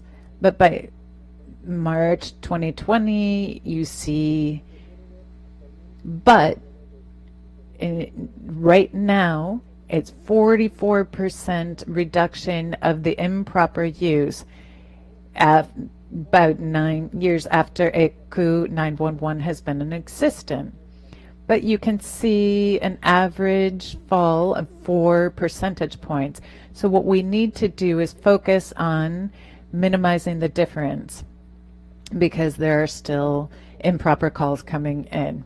For ICU 911, you can see some of the alert conduct for real calls versus false calls, but you can see the downward trend, or rather the upward trend, and 6 percentage points having to do with emergency services compared to the 4% drop in terms of improper calls. You can also see that in 2016 in ICU 911, there was a tipping point. That's where we were also able to identify, plan, and apply certain measures and others that supplement them. And I will talk about those further later in my presentation. As to calls coming from both mobile and fixed lines from which these improper calls are coming, you can look at some that have been suspended. Sometimes it's short-term, long-term, or definitive. This graph shows a clear reduction in the average number that need to be suspended. It's important to note in 2016 and previous, we had not recorded this information. So you can just see the application of the suspension of these telephone lines as of 2016. If you look now in the first quarter of 2021, 25,148 lines have been suspended. We believe there will be about 100,000 lines, and that's an indication that awareness is being raised. In terms of supplementary actions, as you can see, these have to do with the ongoing campaigns in social networks to raise awareness on the proper use of the service. This is something that our social communications area takes charge of. We use social networks and also other types of in-person events and educational events. Of course, because of the pandemic, we've had to reinvent these workshops and trainings to do them virtually, and even visits to centers through the YouTube channel of ICU 911. It's interactive and guided, and you can see 360 degrees of these facilities. Vinculación a la comunidad, se ha registrado 399.471 ciudadanos beneficiados con estas guías, ferias ciudadanas, charlas, colonias vacacionales, de esto en los últimos 3 años. También se ha podido, producto de esta vinculación, instalar señalética oficial del número de emergencias en ciertos locales o dueños de locales y ciertos comerciales locales, así como también restaurantes, bares y demás sitios de concentración masiva como parte de estas campañas. Finalmente, y a pesar de la implementación de medidas preventivas y de reducción de mal uso del servicio, no deja de ser cierto que existe un perjuicio para el Estado en términos económicos, representados principalmente por el costo que implica la recepción y atención de estas llamadas de mal uso del servicio. Para el EQ 911, el costo unitario de llamada está en $4.32 aproximadamente, obtenido de la relación costo-hora-hombre del valor. Amount on the average is a total of a cost that is similar to the amount per call of $4.32. We can see that the number of calls in that regard associated with the misuse of this service came to that total per call for a total in 2020 of almost $16 million. Obviously, if our citizens were more cognizant of this, we could certainly better invest in the $16 million in improving our services to the benefit not just of the Ecuadorians, but to everyone else. Thank you very much. Thank you very much for that presentation. It is really quite impressive to see the success that you've had in reducing misuse. Let us now take a few moments for questions. You can certainly do that through the messaging function or by raising your hand.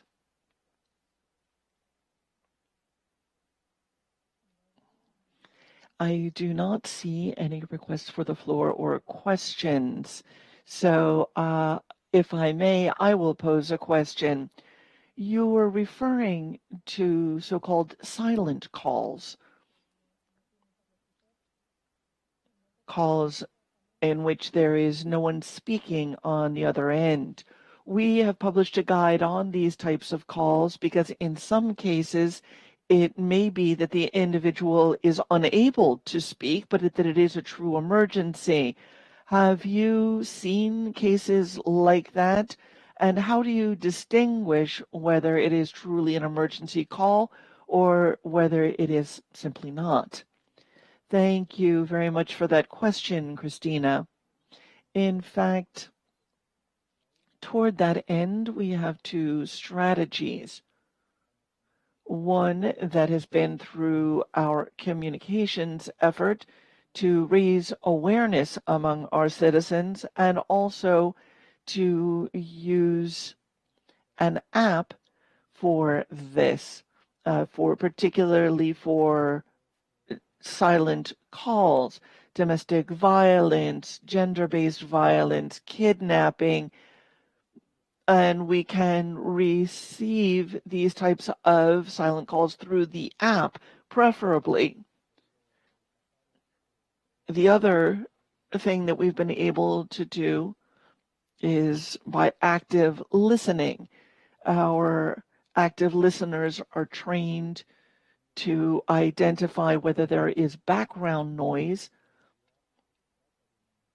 that would suggest that an emergency is present, and that, for example, if you hear people in the background screaming or someone or things falling, dropping, other noise of an argument or a fight, in that case, the call, of course, will continue.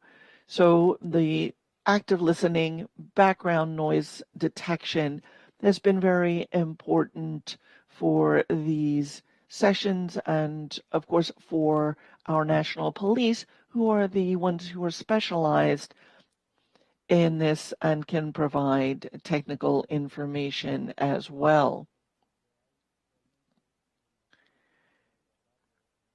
For example, if there's a situation where someone has simply left a phone in a purse and it's activated, then of course there is no emergency sounding background noise.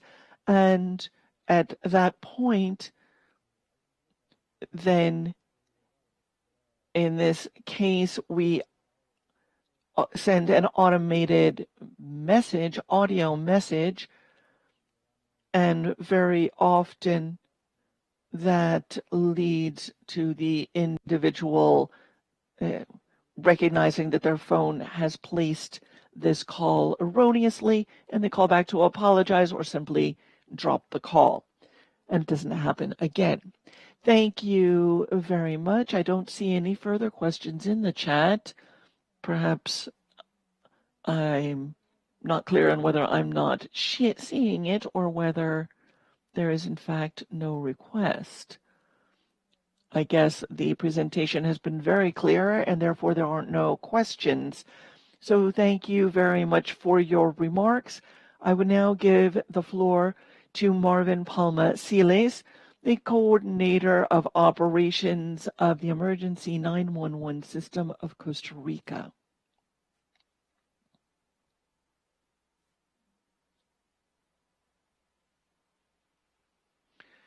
Good morning, Christina.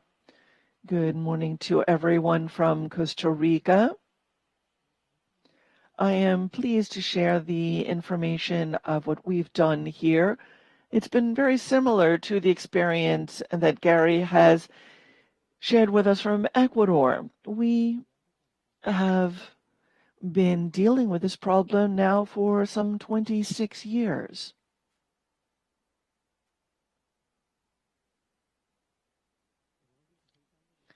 As I was saying, we've been coping with this for 26 years, and we've gone through a number of different phases in the approach and the tack that we have taken to grappling with the problem. What I'd like to do today is share with you what we've done in what we call inappropriate or pointless calls. Today, we grapple with these in three different ways. We have calls that involve an incident, calls that are erroneous, and undue or inconducive calls. These tend to be malicious calls, calls that are insulting or have a fake emergency. And we have created some years ago a system of fines to penalize people who place them, but they continue to occur. Prior to 2019, we had very limited control over calls that were coming from chipless cards, or excuse me, chipless phones. In Costa Rica, many people arrive in Costa Rica who may have a chip, they may be on roaming, and they can still dial 911, but we can't necessarily identify the phone from which it is originating. If the phone doesn't have a local contract, we nonetheless receive the 911 call, but we can't necessarily identify the number of the caller. And this has been an issue for us for these erroneous or malicious calls, especially those seeking to create a false alarm. And we have changed our protocol every 20. We are now in 2020, 2021, dealing with this somewhat differently. We are now classifying in a more detailed fashion our calls. So we have appropriate calls, we have erroneous calls, undue, undeterminate, and silent calls. These are our new call categories for 2021. The undue call or inappropriate call is one that again continues to be defined as malicious, creating a false alarm.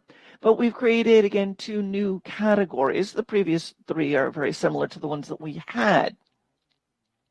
We've created, then, again, the indeterminate or the silent calls. We've also focused on multiple call placers. I don't know if this happens in your countries, but we have people who call 20, 30, or more times a day just to hear the voice of the operator or someone else. And we now are sending those straight to an interactive voice recognition system, and they are then filtered before they are sent to a human operator. We've also dealt with these chipless or SIM-less calls more effectively in a very similar fashion. But strategically, we've changed our approach. Rather than trying to solve the problem of these types of calls by fining people, we sought to solve the problem of the calls on our end rather than by applying fines. So if you look at our classification from 2018, we could see some 55% of calls were appropriate and the remainder were not. In 2020, we now have deemed this to be around 66% appropriate calls, 20% approximately are silent, and 8% are undetermined. These are calls that last a second or 2, but that we can't really classify. 4% are people who apologize. They placed a call erroneously, or if there's been an issue that is not necessarily an emergency, people simply recognize that they misdialed, and then we continue to have 3% of nuisance calls. And of course, in Costa Rica, we are in a position to apply a fine to those who place these nuisance calls.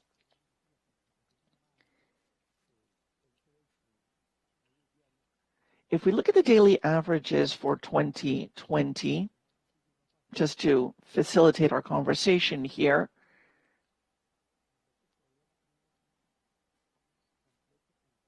we can see that we did not yet have complete control over the chipless telephones.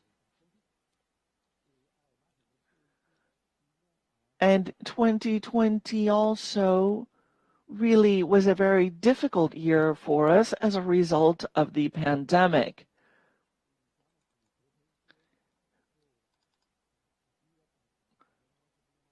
We had a tremendous impact from the COVID-19 calls. So you can see that in 2020, these 8,312,000 calls were handled. We have one call center for the entire country. It is, of course, a small country, and we are highly centralized. But so we had this total of 2,432 that were abandoned after 10 seconds and 1,338 that were abandoned with under 10 seconds. And therefore, we were seeing that many of these cases were indeterminate or silent and also were chipless calls. So this is why we innovated, and in 2021 are using our automatic response system for these types of calls.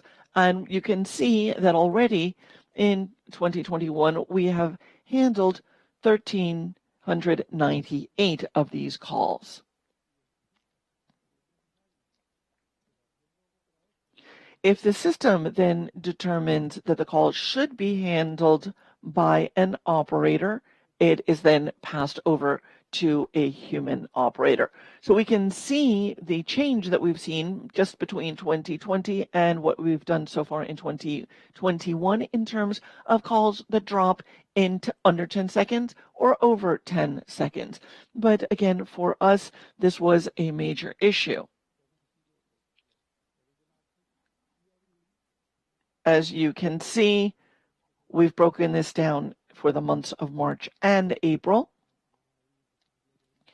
In late April and early May, we've seen an upsurge again in calls as a result of a new surge in COVID-19 cases.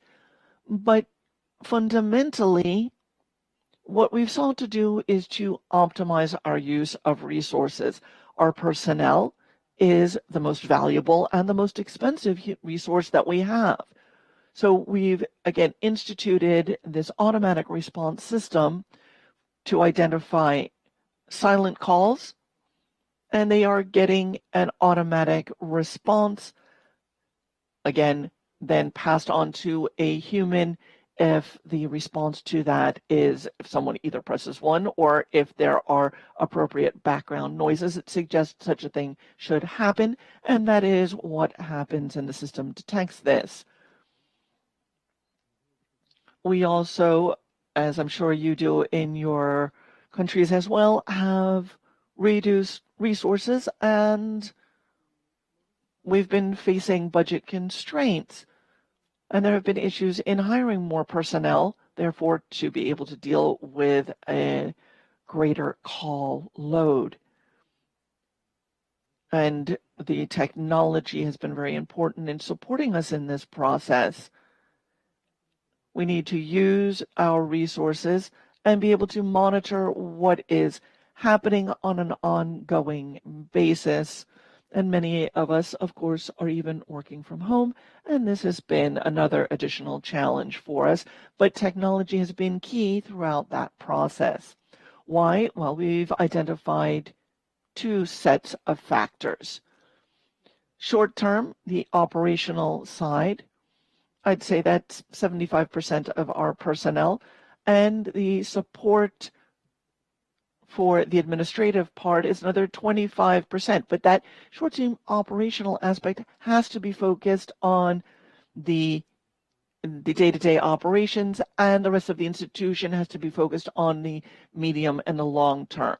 So what we're doing, as we can see in these different areas on screen, if I identify someone as being a multiple fake caller, well, if I can identify that number of origin, I can send them to the automatic response system and hopefully ensure that that person calls less frequently, or at least will always be receiving a response from the machine rather than wasting valuable human response time.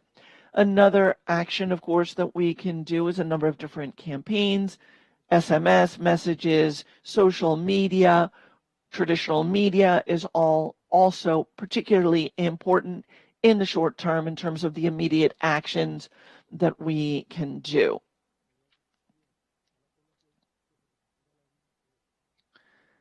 Obviously, working with the mass media to encourage people not to call the emergency line unless it is a true emergency. In the medium to long term, we have a number of actions that are underway or being envisioned. Several years ago, I went out and visited our schools and talked with our teachers and hoped to train them in identifying and to help them to teach what a malicious call is, what an inappropriate call is, what an appropriate call is, and encourage them to share this knowledge with their students. This has been very helpful. And today, instead of 911 system having to reach out to teachers, they are coming to us asking for presentations, videos, and so forth. And of course, we do so with pleasure. We also understand that the communications plans need to have at least a 5-year horizon.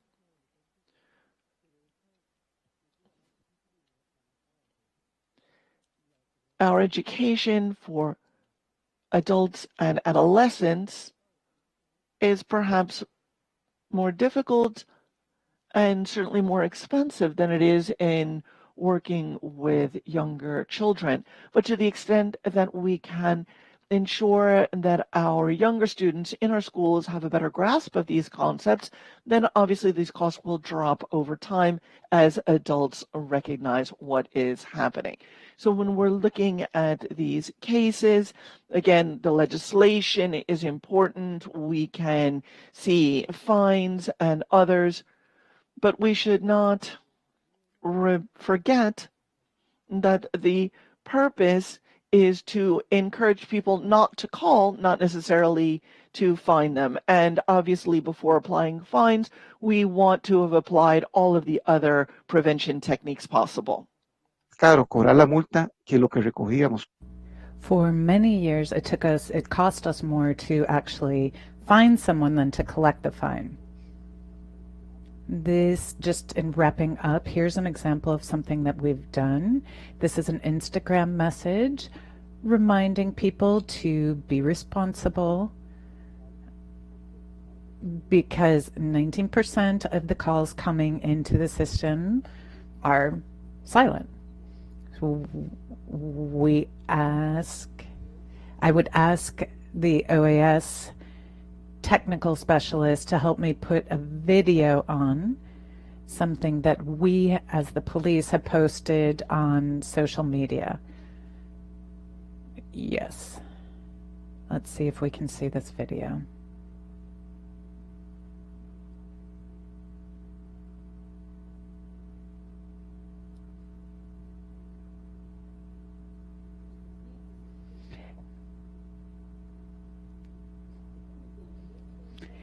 Intelligence in each emergency, 24 hours a day, 365 days a year. Thousands of calls come in reporting emergencies to 911. 99 calls come in per hour where nobody's speaking. We need your help to block cell phones to prevent them from making silent calls. 911, always alert. This is one of the short videos that we have posted on our YouTube channel. There you can go to see a number of short videos that are public service messages. And with that, I will wrap up here. I'm very pleased to hear about everyone else's experiences and through this communication channel that's allowing all of our countries to share experiences and in some cases copy or replicate them, or at least publicize them. Thank you very much, Marvin. We will leave the questions until the end after our next presenter. I know there will be many questions that will be directed to all three of you. Our next speaker is Omar Smith, the director of Panama's National 911 Emergency System. Good morning, everyone. I hope everyone's doing well.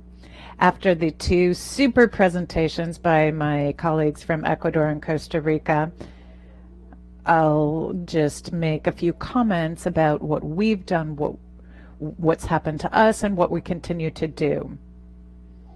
We got started more than 11 years ago. At that time, it was called SUME 911. One of the main issues we were dealing with was this of malicious calls. It's not the same as what's happened similarly to what Costa Rica and Ecuador did, we started to categorize these calls. And it seems interesting that at the end of the day, we're all grappling with this in the same way. So what did we do? What we did is we started with an app called Quantexmont, and that was when it was still Sume. This application, what you did was filter the calls based on a list. So what we would do is delay calls from telephone lines that had already been identified as malicious. This helped to reduce the average number of calls. That was about 14,000 calls that were coming in a day, and a significant number were, so that went down to about 10,000 per day. So what calls do we get here? It's a lot of times it's adults, sometimes they're harassers, and many times it's kids playing around. So these calls come in at different days. Calls from kids come in during the day and from adults at night. After we filtered calls, we launched an initiative that's been in place for a while, but we need to consolidate it. And this is very similar to what we saw in Ecuador and California, where they have a system for blocking calls. The idea is not to focus so much on the financial side, as our friend Marvin Palma noted. The idea is to prevent those calls, these malicious calls. We're not interested in them because they do have a big impact on the human resources who are taking in the calls at our call centers.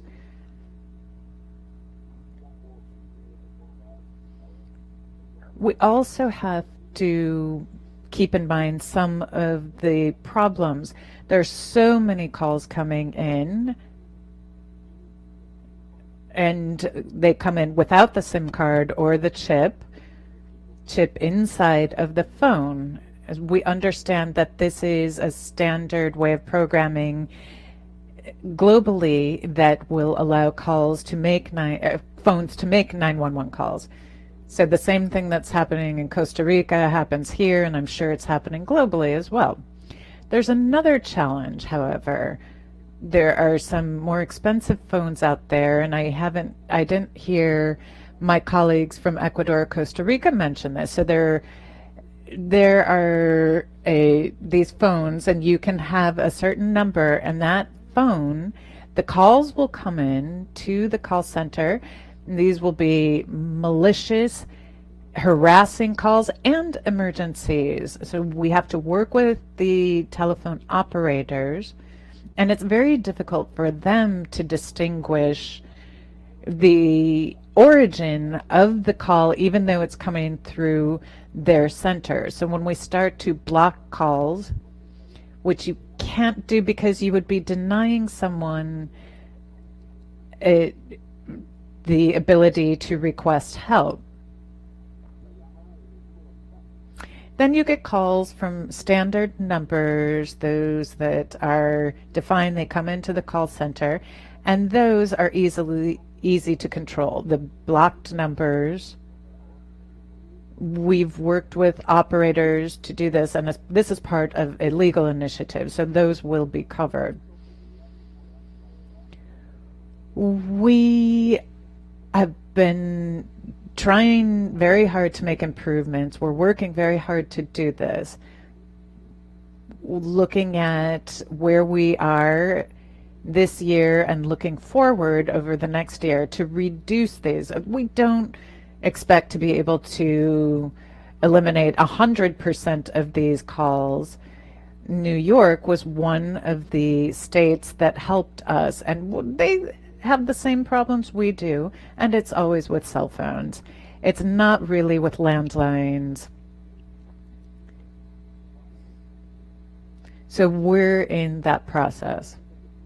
That is And just the brief information I wanted to share, I've truly learned a lot from this morning's session. And of course, we are open to continuing to work with other institutions.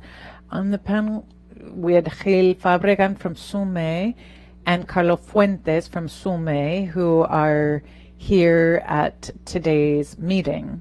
So they would be available to answer questions as well. Thank you very much. Thank you so much, Omar.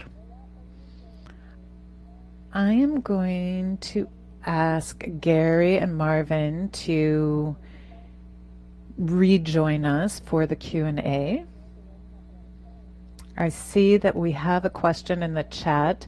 This is for all of you. Do you have any way of identifying repeat callers and taking very specific measures against these individuals to target them?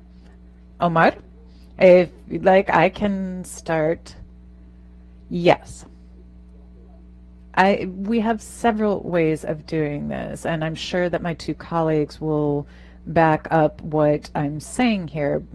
Repeat callers, we have identified them, yes. But it changes. There's a person who called us 16,000 times. We didn't know what this person was doing, like that a person could devote all that time to calling. And once we did an analysis, we realized it wasn't a person, it was a group of individuals through a single number, and it was a masked number in a manner of speaking. We were able to control that. The operator, the telephone company operator, was able to implement measures, and we notified other agencies so that they could take similar actions. We also have other malicious callers, mostly adults. We've identified their numbers, and you can fairly quickly get a handle on those and control them. So that's my answer to that question. In terms of our experience in Ecuador, we too have identified repeat callers. As Omar stated, we work on it from two different facets. First, we notify them through an operator. We ask to have that suspended because it's true. We see a same line where we get 12 or 2,000 or 3,000 calls, could sometimes be on the same day or within the same month. We've also identified certain lines that belong to people with some sort of mental health issues, so some type of disability. Once we've identified that, we coordinate with different agencies. Again, we work and coordinate with other agencies and the national police, as well as social sectors, to visit these individuals who have these issues, very specifically raise awareness with them about co-responsibility. That type of coordination does exist in these very specific cases. There are other cases where these types of calls are made. As Omar also said, what we do is we notify the telephone company to suspend the line, or sometimes there are telephones that have an extension that's very similar to 911, and so people are dialing an extension but accidentally dial 911. So we've tried to get them to reconfigure their extensions so that this does not happen. Also, they are the PBX cases, so we prevent them from making emergency calls, again, in an effort to not improperly occupy the lines when other calls should be able to come in. Thank you. We've seen the importance of having a legal and regulatory framework in place so that people can be punished or fined if they are making non-emergency calls to the emergency line. Also, in terms of your institutional and legal framework and the technology you needed, how long did it take? How did you take on leadership to address the problem? Thank you. The creation of ECU 911 as a service began in 2012, but also our strategic partner, as I stated, was the state, the government. They invested in comprehensive security. The regulatory side began with the passage of different laws like our organic law on telecommunications, delivery of telecommunication services. The idea was to establish a regulatory and legal framework to address the misuse of the service. We have the telecommunications sector involved. Thereafter, as we started to enforce the different laws and regulations, little by little, we got the decree for the creation of 911 call. It was prioritized and it made it possible to create and institutionalize an entire comprehensive system. We had strategic partners. The telecommunications sector was key. They supported us in as much as we could go to them if we needed service suspended, but we had another strategic partner in the judiciary. These types of calls, generally speaking, do not require the deployment of services, rather measures like suspending the lines, but also if we do have to deploy resources to respond to what later becomes a false call, we can then turn that over to the judiciary. In many cases, people are detained or arrested, or they have to repay the resources that the state had to invest in the response to their call. These resources have to be available to the public in case they need them for protection. So that would be my response to the question. Thank you very much, Gary. Just a quick note, I've seen that there are many issues with these terminal calls without a SIM card. In Europe, there are countries that have blocked calls to our 112, which is like your 911. They had to create a legal framework for blocking those calls, but this is something that has happened in a number of European countries. It's possible, but you do have to have the legal basis for doing so. We are coming to the end of our time. I believe that there is one more question from Mr. Torroni from Argentina 911. In the case of kids who are calling because they're bored or they're lonely, but it's not a joke, what do you do? In Costa Rica, we classify that as an inappropriate call.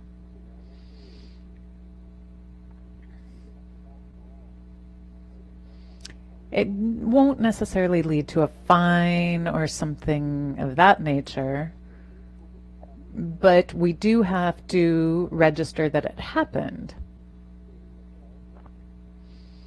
And it has an impact on our operators. If the operator detects that this is a child who's neglected or that there's no responsible adult caring for them, this could generate an incident report. They have a direct line, the operators do, with the agency that would then have to conduct an investigation. The police could even be sent over to deal with the case, not because the child is calling 911, but to ensure that that child is safe. Okay, thank you very much, Marvin. Omar or Gary, would you like to weigh in? Well, in terms of children, and I think Marvin said what I was going to say, much what has to do with these calls coming in from bored kids, sometimes there's an underlying problem. It could be domestic violence. So we classify it at the beginning, we would classify it as a malicious call, or we could call it a nuisance child. But sometimes there are cases, depending on the operator, that this child is sometimes calling because they didn't have somebody to help them with their homework. And so what we would do is we would help, but you would sometimes say, hey, why is this child calling us? Let's verify if it's not an adult. Maybe they were taking care of their little brothers or sisters. And so what we do, and then the telephone, the number was then labeled as a legitimate number so that no type of sanctions were applied. Thank you, Omar. Yes, Gary. Well, here in Ecuador, we, depending on the experience of the evaluation team, we've done something similar. We close it out and then note that as being a malicious call. But following on with the previous two questions, this idea of active listening and trying to be also supportive of these types of calls when they are legitimate, we of course do try to be responsive, especially when it is children calling. We would consider these calls to be inappropriate. We don't list them for a suspension of phone service, of course, when it is a child who places an inappropriate call. But we do seek to ensure that they understand that this time or a couple of times we will address and take these types of calls, but they also need to understand that it is not an actual emergency. So we seek to raise awareness once we've identified that it's a child and an inappropriate call. We try to educate them and also seek to reach out to an adult in the household if possible. But also in these cases, we have a quality control department who does follow on for these types of calls, as well as my colleagues have mentioned, and they seek to identify whether there is a problem behind this and that we might need to activate other institutions that may need to address an underlying issue that might actually exist. Thank you very much. Unfortunately, our time is up, so we will wrap up the panel at this time. Thank you very much for having shared your thoughts and your knowledge with us, and we thank our speakers from Costa Rica, Panama, and Ecuador. Thank you, Cristina Lumbreras, and the outstanding contributions from the panel. I wanted to note again that while Juan Zapata is leading a national emergency meeting, I would be presiding over the session. In any case, if there are no further comments from the delegation, the chair takes note of the presentations and comments made by the delegation and thanks Cristina Lumbreras for her leadership and also the outstanding remarks from our panelists for their remarks on a topic that is of vital importance to those who work in the area of emergency response.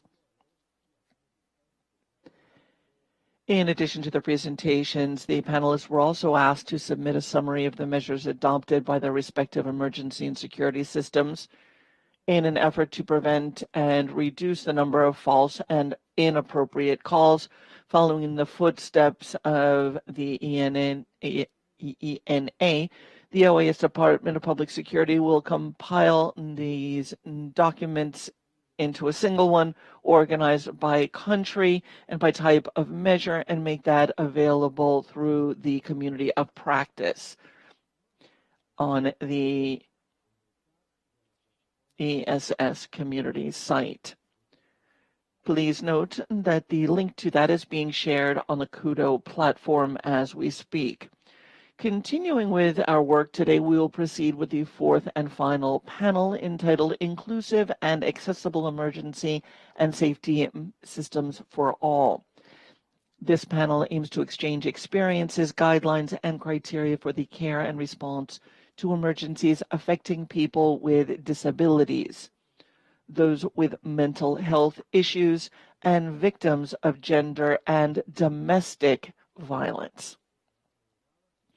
The panel will be moderated by Dr. Leonardo Dorani, President of NINA, Mexico, Latin America.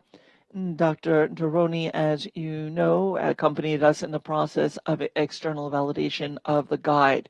I'd like to take this opportunity to acknowledge Dr. Dorani for his valuable participation in this process. One of the areas and many topics in which Dr. Dorani has specialized through his academic and professional career is suicide prevention, as well as gender violence, crisis intervention, and emergency psychology in disasters. It is thanks to this background that I am pleased to have Dr. Dorani join us here as moderator for this fourth and final panel of our meeting.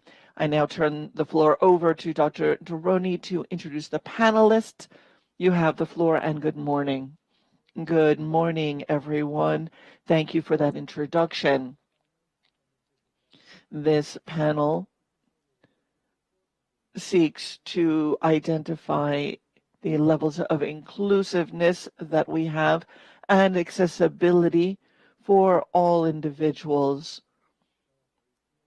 including those with disabilities, and to learn about the experience and the challenges that we have confronted. Of course, the pandemic, has led to changes in an understanding and of grappling with emergencies, not just individuals with disabilities, but what I would call the non-silver lining of the pandemic, which is gender violence, femicide, mental health issues, all of these domestic violence related issues. What we're seeking, therefore, to do on this panel is to share the measures taken and the tools devised, including the protocols that each of these systems have put in place. Looking at the approaches taken to the pandemic as well as emergencies overall.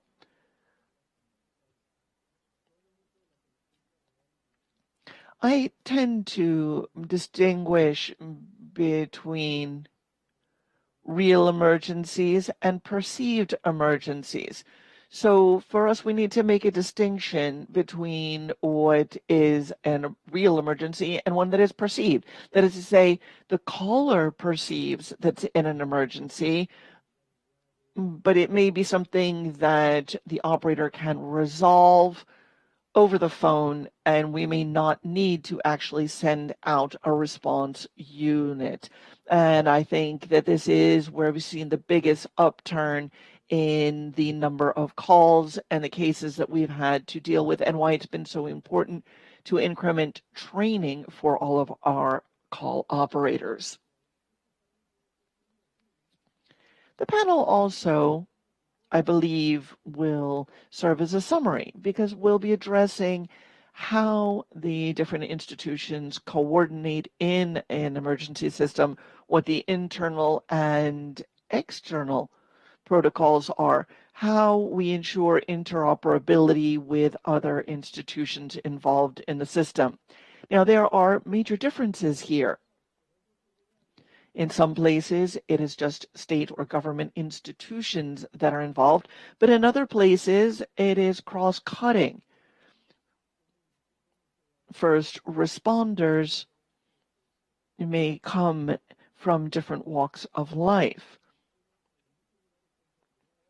In many places, these may be individuals from the private sector or even civil society organizations, people who've been duly trained, and these are all classified as first responders. So both efficiency and efficacy will be evaluated on a case-by-case basis for each country based on the interoperability, the institutions involved, and the social criteria for each location.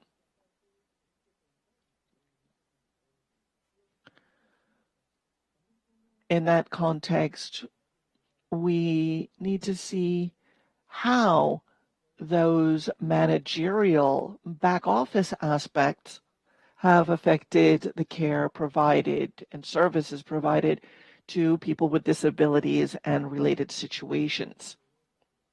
And there are a lot of novelties that our speakers are in a position to share with us. So this panel will look at the management and the strategic approach taken to our collaborators, our operators, personnel, both answering calls and back office, again, bringing together to a certain extent what has been said in the preceding panels. If we look specifically at substance abuse, of course, that has also risen with the pandemic, as well as gender-based and other forms of domestic violence. So we'll take a look at what the different countries have done in this regard in the context, of course, of the different criteria. The pandemic has created a new context for all of us, and we've all had to look not just strategically and practically at how to grapple with these things, but also from the technological position, because we're, of course, using social media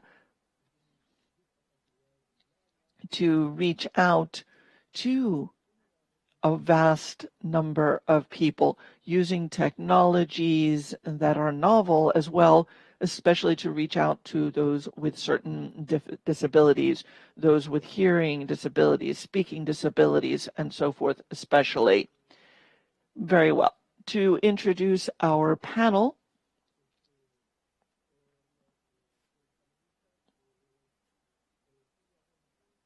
let me first recognize Celia Gomez-Sanchez. She is with the Regulatory Directorate and a specialist in emergencies. Next, we have Jill Fabrega, Executive Director of the 911 Service in Panama, and April Hines, the Director of 911 Operations and Public Safety Answering Points of NENA. Each speaker will have 10 minutes, and after this, we will have a Q&A session. Obviously, we need to build bridges and understand not only mental health, but also human rights. We're talking about providing care for a vast group of people with limited, differentiated, or special abilities, and that is within the context, of course, of human rights. So welcome, panelists. Welcome, Celia. I will give you the floor first. As you know, you have 10 minutes. Thank you. Good morning, everyone. I'd like to share my screen.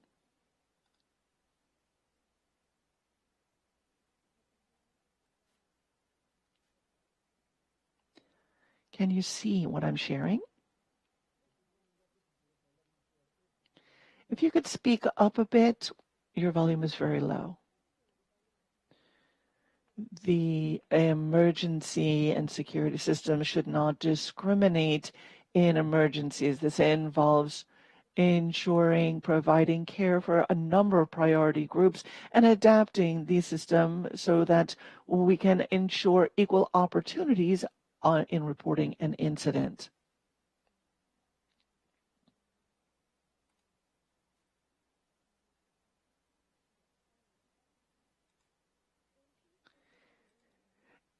Our 911 system is aligned, therefore, with international instruments, our own constitutions, the SDGs, and other specific regulations to provide an inclusive and accessible service.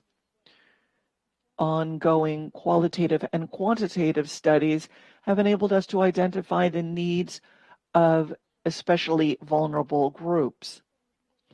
This in turn has enabled us to develop specific protocols for responding to these prioritary individuals. In addition, there is an interest in transforming and adapting our indicators so that we can better understand the issues in an effort to serve and resolve them. The interinstitutional protocols that we have developed include those associated with the reception of cases involving gender violence, those with individuals with disabilities, and procedures for caring for individuals who may be suicidal. The phases for these protocols include, first, an understanding of the conceptual framework, the legal framework, a timeline, qualitative and quantitative information. Phase 2 involves processing of information and a situational assessment. And phase 3 involves the formulation of a protocol, a logical framework, including the general and specific objectives, the proposal of goals and guidelines, as well as a matrix for activities. We see an average of some 317.75 emergency calls into SIS ECU 911 as a result of gender violence or domestic violence calls. In 2020, there were some 115,979 such calls. So far to date, we have 1,825 emergency calls associated with gender-based violence. We can see that of the total number of calls received, psychological violence accounts for 52.9, which is followed by 32.9 in terms of the reports of domestic violence. In terms of our protocol and the response, we have to identify first who is calling. If it is the victim themselves, we listen carefully and engage in this type of listening. If it is a third party, of course, we can investigate much more. When the call comes after the offense, that is one situation, and another, of course, when it is ongoing. When it is ongoing and we may require additional information, we may also be able to provide information as to where to provide care. We use the following details or process. The alert call comes in, and depending on this, we can use the specific techniques and evaluate the scenarios. The most important, of course, are active listening, empathy, trying to avoid secondary victimization by not asking repetitive questions. And by using these techniques, we can help ensure more appropriate care for adult boys, girls, adolescents, and women, and any caller that is suffering from this type of specifically gender-based violence. The analyst then coordinates specific care based on the individual needs. We've also sought to identify repetitive calls. we can see this appear on the operator's screen. This information also helps to coordinate the external institutions once the emergency has been handled, and we can use a preferential chat to be able to provide comprehensive care. Third phase in domestic violence, the analyst or operator then will coordinate the dispatch to the location. The dispatch evaluator will then, of course, send the closest and most appropriate resource. We also engage in ongoing training for our operators to provide appropriate skills so that they can work with victims of gender violence. This seeks to ensure their health care and mental health as well. We therefore have self-care and other care available to our operators to deal with the vicarious trauma that they may confront as they are on the front line of these emergencies. We have also created a virtual version of the domestic violence course. So, violence against women, intervention in crisis, and psychological first aid, assertive communication, and self-care. It has been extremely important to coordinate to provide service to persons with disabilities because of some of the limitations for this priority group in terms of access to services. The percentage of emergencies related to persons with disabilities is 0.14, with an average of 12 emergency calls related to persons with disabilities coming in each day. The most important aspects of the development of this protocol are creating a protocol alongside other governmental agencies and organizations. This requires active involvement by civil society, particularly organizations that address the issues of people with disabilities. Also, making changes to the alert system to cross data with persons with disability. The Ministry of Public Security works with organizations of people with disabilities to adapt the system to provide assistance to them. This includes providing on the screens of those receiving the calls information, personal information, address, name, etc., and protocols that have been adapted to different types of disabilities. 6 have been identified: physical, auditory, psychosocial, language, etc. This has allowed the development of guidelines and techniques to address each type of disability. In the case of auditory disabilities, we have a service, a communication service for those who are deaf or for individuals who do not know sign language. So calls come from, this is how we handle calls from people with hearing disabilities. And then we also raise awareness and provide tools to improve services for persons with disabilities. Among the techniques that we have in mind are empathy, positive consideration, consistency, concrete actions, active listening, emotional support, and simple, straightforward, practical, and basic expression, and patience. All of these are applied depending on the disability in question. Mental health. One of the challenges that ECU 911 has been up against has to do with improving assistance in the case of attempted suicides. The average daily reports of attempted suicide are 2. In 2021, to date, we've received 237 reports of suicide attempts and 117 actual suicides. The procedure in place for these cases is the following. In the first phase, the evaluator asks and records the emergency, and And if telephone support is needed, they transfer the call to the health management system. The evaluator in the health management office evaluates whether there's any type of physical danger and reports the case and continues to provide support over the phone. If there are psychologists available, the call is transferred to them so that they can provide psychological first aid. If the call is somehow dropped, the information is sent to the necessary agencies so that they can do follow-up.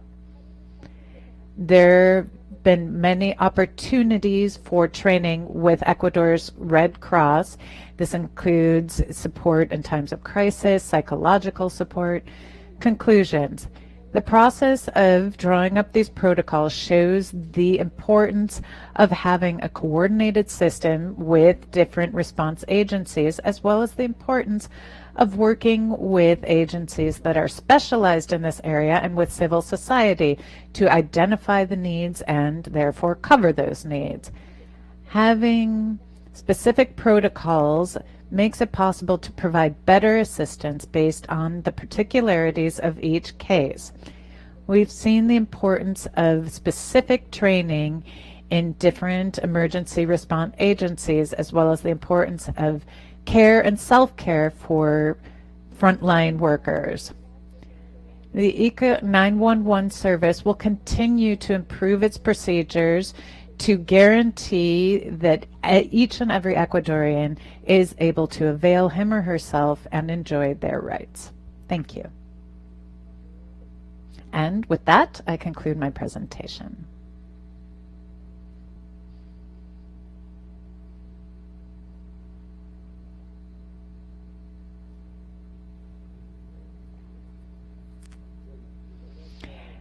Thank you very much, Celia.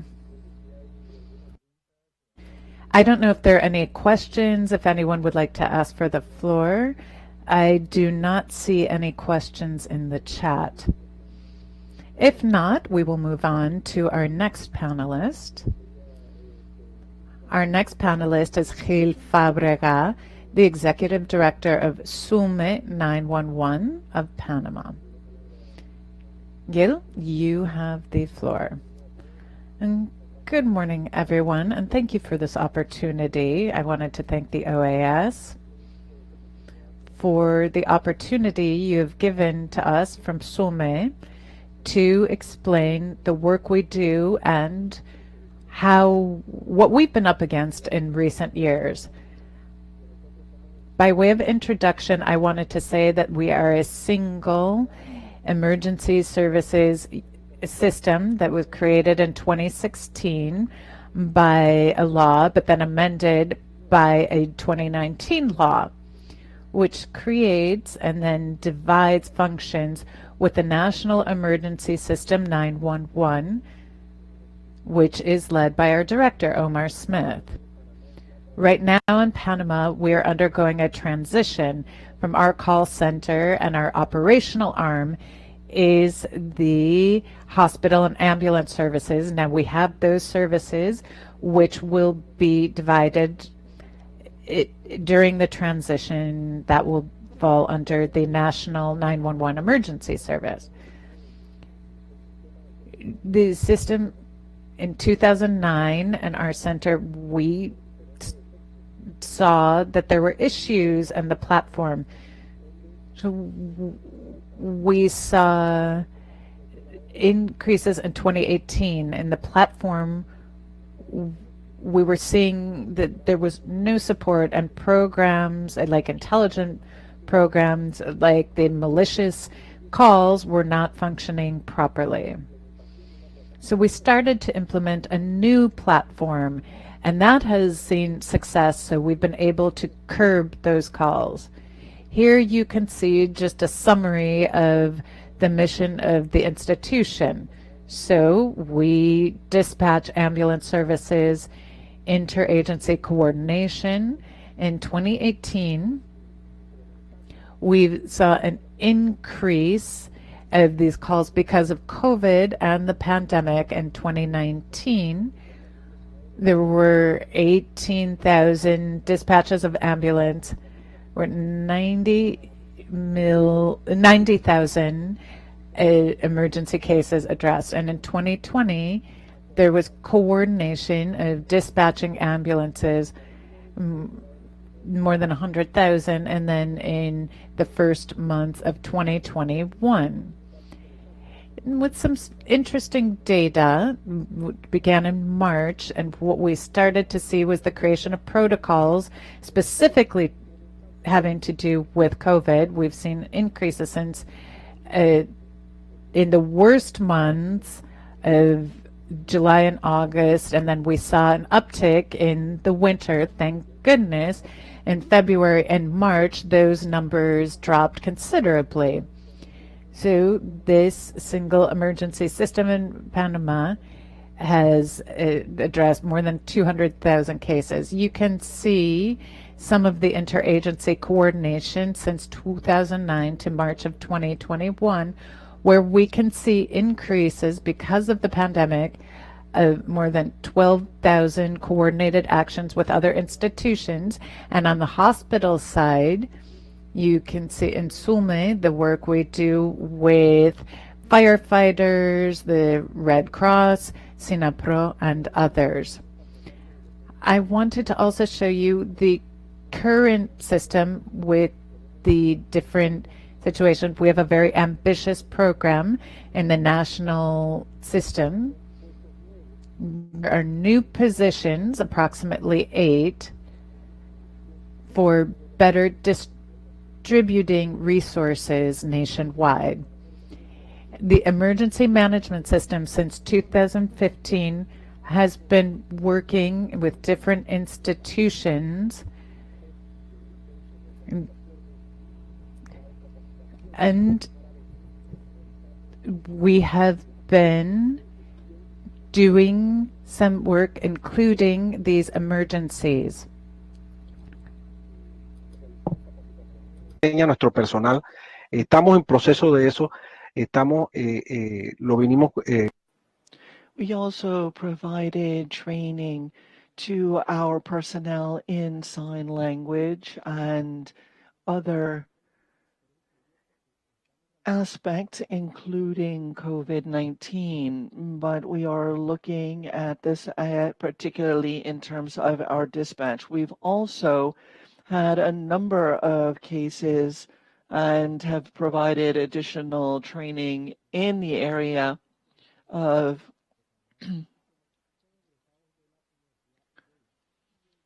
our, again,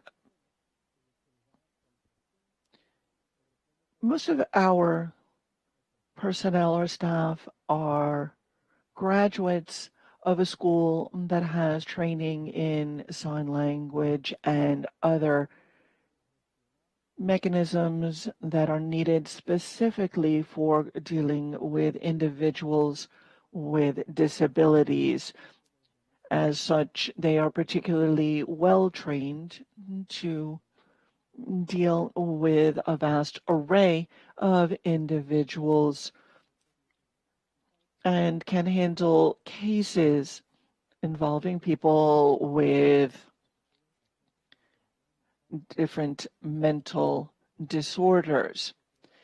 Starting in 2016, we've been working with a protocol with patients and with protocols for individuals with mental health issues. And at the beginning of 2020, we created a protocol for those individuals who are otherwise disturbed. Our efforts have therefore focused on those with mental illness, and we have a psychiatrist available 24/7 to provide support so that we can work also with other institutions when there is a risk involved there, for example, providing medical care or other needs. If we need to reach out to other institutions, we can reach out to them as well as to other, as I said, institutions such as the prosecutor's office and others. So these emergency protocols in most countries, of course, you have that. I'm not going to delve into it, therefore, but this is a protocol that we follow specifically in case of a psychiatric industry. Mr. Fabriga, we're not seeing your screen correctly. We're just seeing the first slide, not the actual ones that you are addressing. Now we're able to see it. It wasn't advancing. Now are you able to see it? Yes, but it's not in full screen. We aren't seeing it in presentation mode. Okay, let me see if I can change that and put it in presentation mode. When we rehearsed, it worked fine. Are you now able to see it in presentation mode? Maybe if you start advancing it, we'll see it okay. Oh no, I'm really sorry about that. If I can just go very quickly. What I was showing before were graphs, which the number of calls that we've received and our 3 most important criteria in terms of the assistance we provide through the system. Are you seeing this, the calls dispatched or the resources dispatched?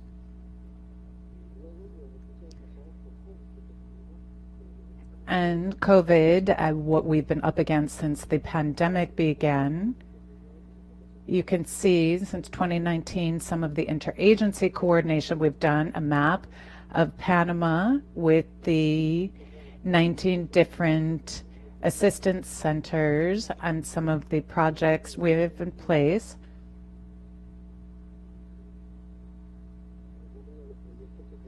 These are some of the projects we have where we do sign language training in-house, the protocols that were created in 2020, 2021, and the agreement with the National Institute of Mental Health where we get 24-hour support from their psychiatrists and psychologists, the code 23 and 25, which is about overdoses and poisonings, and then code 25 are suicide attempts.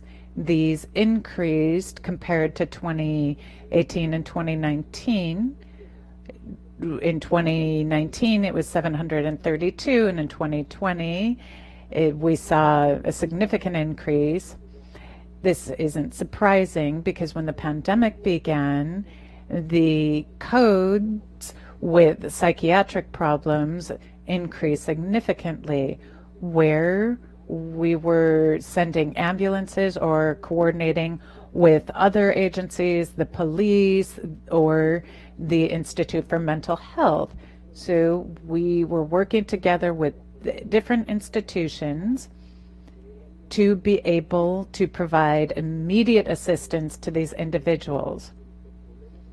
The psychiatric problems increased. They were higher, but that was to be expected because of the lockdown, quarantine. We saw an increase in the number of people who are victims of violence, whether domestic violence or violence of any type. In human beings, when they find themselves in these very difficult situations, tend to engage in more conflict with people around them. And these protocols were fine-tuned.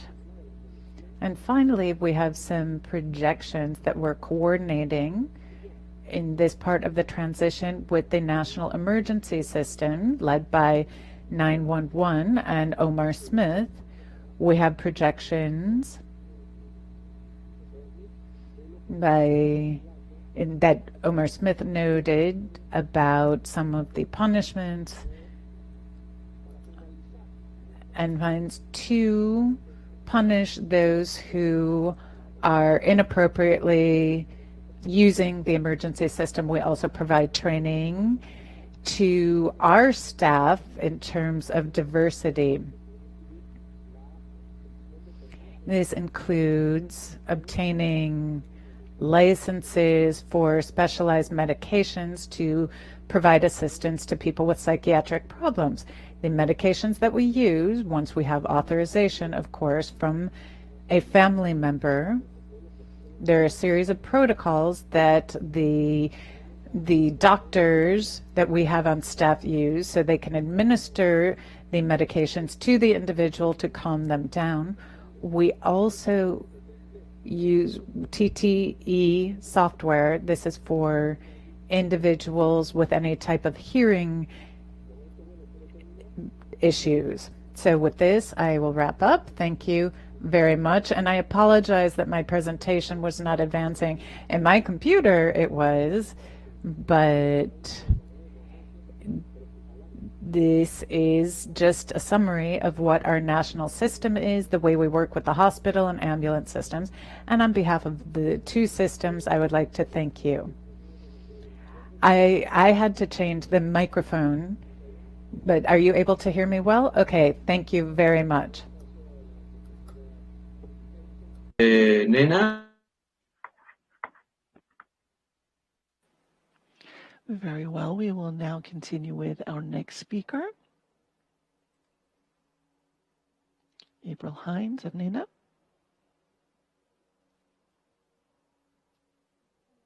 I hope you can hear me okay. So 911, I am April Hines. I'm the 911 PSAP Operations Director with NENA. NENA is the 911 association and is the only association solely focused on the creation of 911 policy, technology, operations, and education issues in North America and beyond. We represent well over 17,000 members and develop technical and operational standards that govern how 911 and NG 911 systems work across the world. NENA is the only open standards organization dedicated specifically to 911 issues. So I want to start off by saying, explaining a little bit about how 911 works in the United States and kind of correlate that across the globe. So 911 is the universal number for North America and both North and South America. But in the U.S., 911 is governed on two different fronts. First, it's the PSAPs, and second, it's the 911 service providers and telecommunications industry. And how they're governed is are governed by statute, which is either state or national law, and then the telecommunications providers are governed under regulatory issues within the Federal Communications Commission. It's important to note that within the United States, we are a federation of states, which means we have 56 different states and territories who are able to create statutes that govern 911 locally. The 911 community in the U.S. relies very heavily on standards because 911 is considered a local entity and is under local control. So standards ensure that consistency between agencies is there, that standards are industry created and accepted. They provide guidance that help PSAPs deliver SMART goals and strengthen an agency's ability to defend their local policies. On an international front, the equivalents to 911 include 112, 999, 119, and the like.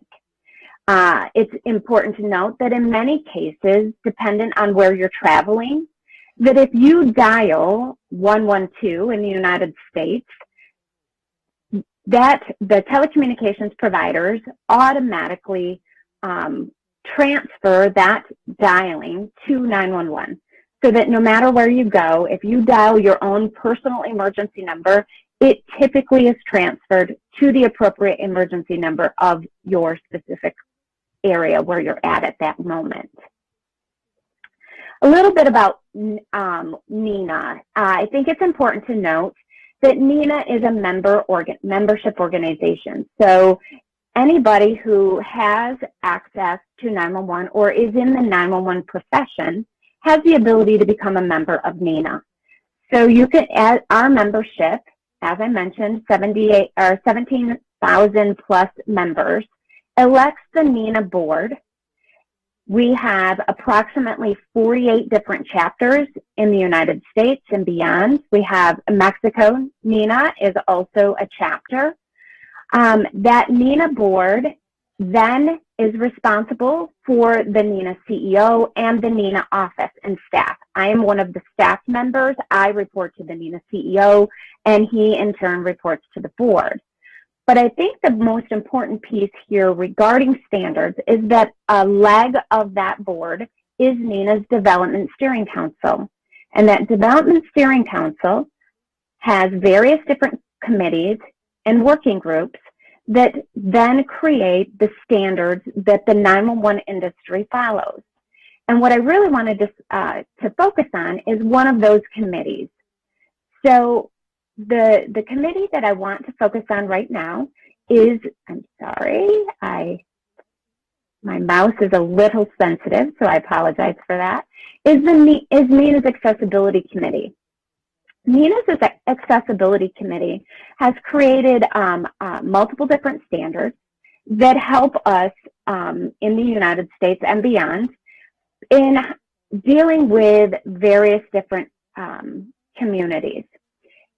One of the standards that I want to talk about is the minimum training standard for TDD-TTY. That standard identifies the minimum training requirements for telecommunicators specific to providing direct and equal access to public safety services to people who will use a TDD or TTY to communicate. I want to point out that TDD and TTY, we do realize in the United States that is not the primary means of the deaf and hard of hearing community to communicate amongst each other in today's world. But the Americans with Disabilities Act requires that each and every PSAP in the United States have a TDD TTY to communicate with that specific community. This specific standard seeks to define the knowledge, skills, competencies, and minimum training requirements for individuals who receive emergency telephone calls from the public, as well as agencies' responsibility for providing training, directives, and testing to ensure that that does work. Another standard that we have is the Manager's Guide to the Americans with Disabilities Act. That standard tool is a tool that is designed to assist managers in bringing PSAPs into compliance with the ADA, and utilizing that standard, it would enhance the quality of service provided to the public. The elements within the standard are viewed as minimum standards, and agencies are encouraged to seek additional information or advice or add additional services as possible. Direct access to the standard is a valuable tool, and the standard also provides a self-evaluation, equipment and network, operations, communications officer training, and outreach to the community with disabilities. The next document I want to talk about is the NENA Video Relay Service and IP Relay Service PSAP interaction document. And many people within the disability community utilize both video relay services and IP relay services to communicate with each other and those in the hearing community on a normal basis. This guide provides guidance with regards to emergency calls to 911 using both video relay and IP relay services, how to conduct effective relay calls, and the interaction between the caller and the communications assistant that is providing that relay service. NENA also has created a Phone Pals program that assists PSAPs in their efforts to ensure equipment functionality and enhance call taker proficiencies by pairing those 911 centers with people within the disability community to conduct test calls and training.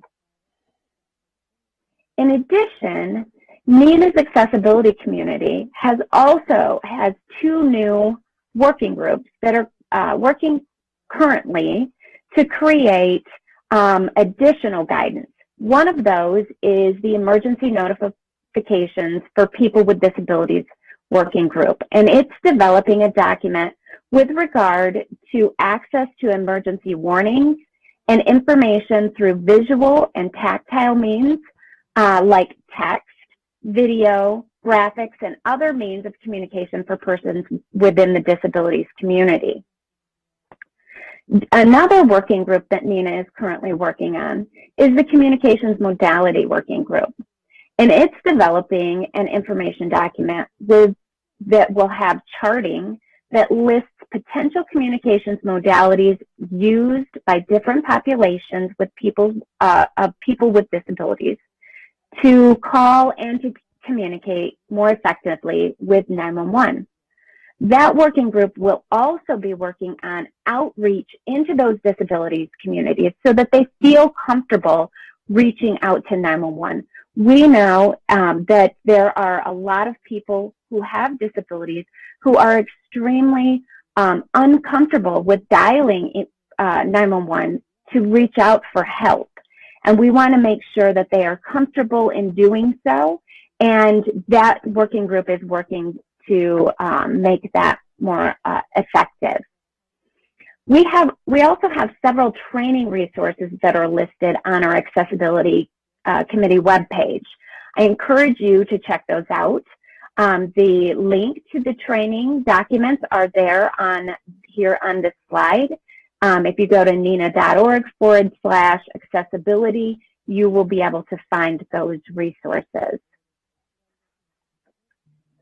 In addition, NINA has various different education courses. We have an entire catalog of courses that provide education to 911 professionals, and I've identified a few here on this slide, which I think will help address and respond to the emergencies involving persons with disabilities, persons with mental health conditions, and victims of gender-based or domestic violence situations. The first of which is improving service to 911 callers with disabilities. That specific course provides you with an understanding of the challenges faced by those with disabilities when using 911, techniques to process those calls, insights into potential impacts on both dispatch and response. It provides disability awareness training, and that is specifically tailored to 911 telecommunicators. It brings together education on disabilities while enhancing sensitivity. The presentation includes definitions of disabilities with emphasis on speech, etiquette, interaction skills, the perspective of individuals with disabilities, along with current trends and topics, all relevant to the 911 operations. It incorporates sensitivity training to the audience and can empathize with the injustices individuals with disabilities face. The course includes videos, extensive materials and resources, guidelines, and current best practices. Another one of these courses that I wanted to point out is Serving Equally, Removing Bias-Based Inequities from 911. That course provides telecommunicators with the opportunity for professional and personal development by helping to remove the inequities caused by biases. The one-day course provides people with the tools to self-assess their own human biases and uses academically valid assessments as well as understanding how to recognize those biases at work and applying a mitigation model to increase service equitability. And then lastly, the liability issues in the 911 Center course. In that course, you'll learn more about common issues that expose 911 centers and personnel to potential lawsuits and learn how to avoid them through sound policies and procedures. The course identifies the potential issues of not providing equal access to callers from diverse backgrounds and the need for training to improve service to all callers. So, and the courses are listed on the NENA website, nena.org/courses. So moving forward, the United States is doing a few additional things when it comes to serving these various different communities. Recently, we created a 3-digit number, 988, that addresses both suicide and behavioral health issues. We've had a 10-digit emergency number for the entire United States up until now, but this new law that the U.S. created will require that 988 is a 3-digit number and is live by June of 2022. We're in the really early stages of planning with regards to how 988 and 911 will interoperate and what services will be provided, but behavioral health issues will be a consideration, and we will be discussing how 911 centers can work in a much more cohesive manner with 988 for those behavioral health situations. Behavioral health and suicide and domestic situations in the United States have almost always been a law enforcement response. They have always been the default responding agency. There are many areas in the U.S. that are now creating behavioral health responding organizations to handle these types of calls. There is quite a new and evolving different types of discussions happening, and we will be happy to share more of those discussions on this in the future. Okay, any questions?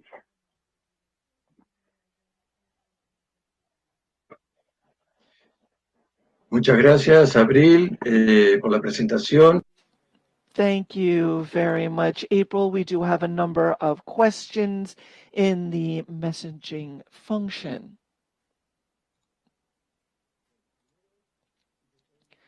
First of all, if we could include all of the speakers here on screen. And the first question is for Celia from Karen. And the question is whether these protocols are publicly available, and if before you put them in practice, before rolling them out, did you have a dry run or an adjustment period? And are there any steps to ensure continuous improvement in terms of updating, reviewing, and revising these protocols? So that is the question for Celia. Another one is training provided specifically for personnel? And is this done in terms of opportunities also for promotion within the ECU 911 system? So the first two questions are for Celia. First, thank you. While the protocols are all published, the one on domestic violence is published on our website. Since it is associated with a specific law on overcoming violence against women, that has been published. The other protocols have been shared with the institutions responsible for applying them, both in the area of persons with disabilities as well as cases of self-harm or suicide attempts. Before putting them in, before rolling them out. Yes, we do have a dry run, particularly in terms of the technology. It is important to note that the technology works well, particularly all of the messages that are appearing on the operator screens, and make sure that they have all of the information necessary in terms of persons with disabilities or domestic violence. The protocols are always, of course, the ones issued by ECU 911 are always perfectible. They are subject to review, enhancement, and updating either domestically or by other institutions. As to the training and possibilities for advancement, Sí, las capacitaciones. Yes, training is ongoing. Generally speaking, what we try to do is do training on each of the subject matters once a year. When it comes to suicide and attempted suicide, there is more training because of the coordination we do with outside agencies like the Red Cross that provide certain courses, and we have to make the most of those opportunities. They are able to get promotions. We give them certifications and diplomas. We see the skills that they've been building through the different trainings offered. They're brought up to date, and the updating depends on the needs of the assessors who are in these frontline rooms and based on the needs of civil society. That's my response. Okay, the other part of the question, Celia, that you've already touched on is based on some of your experience. And do you do an analysis of studies for this? And for ongoing preparation in the training, the protocols can always be improved. It could be qualitative and quantitative studies and some of the feedback from the experiences from the evaluators and all of those who are there and civil society. Some of the reports that are drawn up, we determine reforms, possible amendments. Okay, thank you very much. Another question for Gil is if the support that INSAM provides to you, is it in person or do you actually divert calls to them? Oh, thank you very much. Excellent question. Right now, we do divert the calls. We have an agreement, and then we send them. So the INSAM staff in their facilities have a dispatch center and a psychiatric and psychological assistance center. So when we receive the call, if it is not an emergency, if it requires an ambulance to be dispatched or the police, we pass the call on to them. That doesn't mean that we don't provide support from SAM to the patient or the family member. They may need us to provide support in that situation because it's at risk for any institution. As I noted, right now we are in a transition period based on the new law that amended our operations as SUME. And in 2019, the National 911 system that's spearheaded by Omar Smith, our director, at the end of the day, we want all the agencies to be together in a situation room. We've seen this in person in Ecuador, in the United States, and the Dominican Republic, and other countries, where in the situation room, there are representatives of each of the agencies, and then the calls can be forwarded as necessary.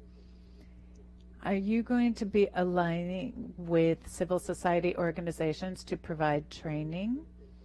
Have you considered providing this training to people virtually. Yes, that's something that we've been doing since 2015. So we were already doing that. The problem in terms of the pandemic is that all of our agency's priorities changed. And that's because there was this global problem that placed new demands on us, including with trainings where we had to reinforce our teams, the use of PPE, the use of ambulances and other equipment.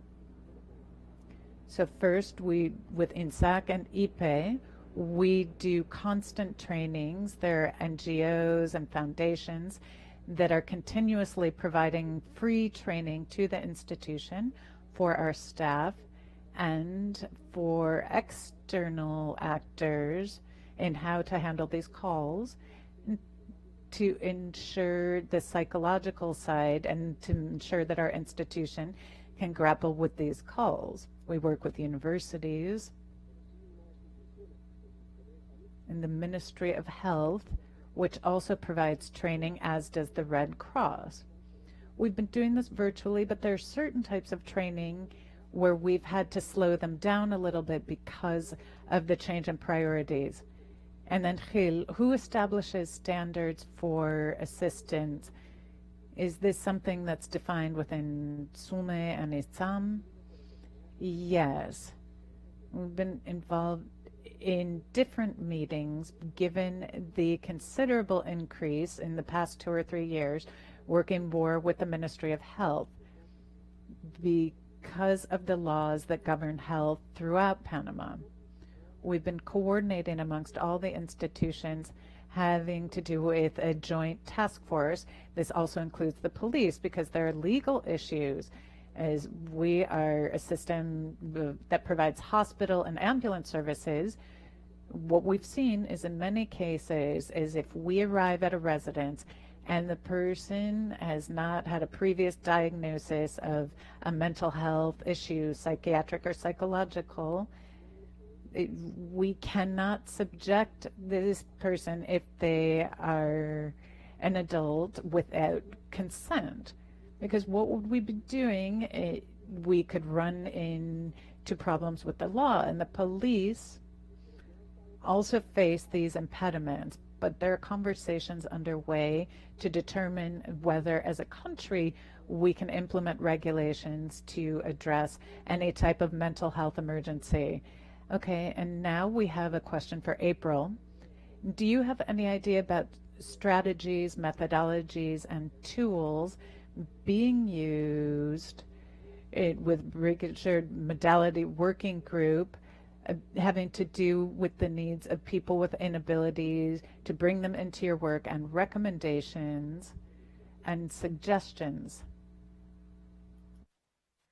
Sure. So the working group has various different subject matter experts from the deaf, hearing impaired, blind, speech impaired, cognitively impaired communities, and many others, along with members of those various communities, right? So they have academics and as well as the community members themselves a part of this.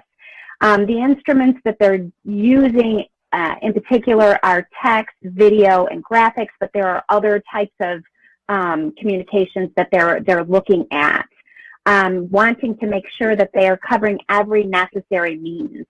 The group is working very closely with the Federal Communications Commission that provides the regulatory requirements to deliver those communications from the communications industry.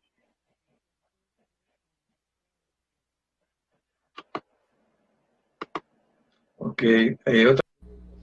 Okay, there's another question for you, April.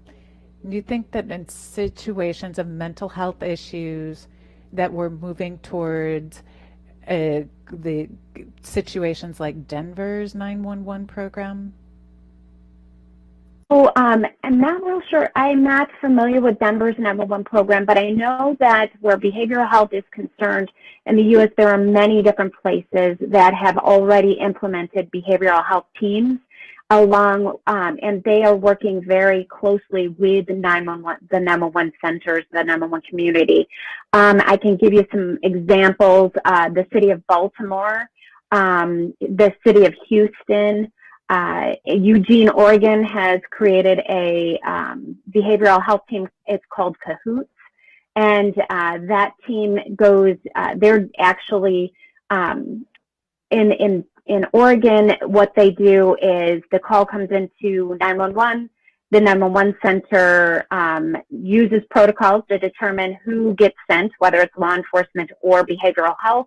Behavioral health gets sent for the vast majority of those types of calls, and they have a criteria-based model.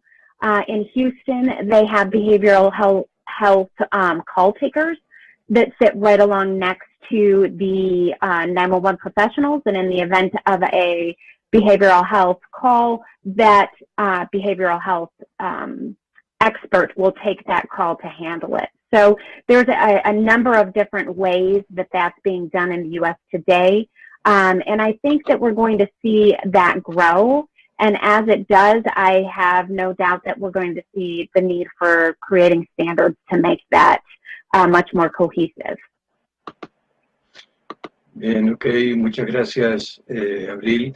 Bueno. Thank you very much, April. Just to bring this panel to a close, just to sum up a bit what we've heard, it's important to note how in countries we're seeing interaction to build these protocols and do so hand in hand with civil society, with all the different stakeholders, people who want to see greater plurality, and those who are very familiar with the experiences that exist in our civil societies.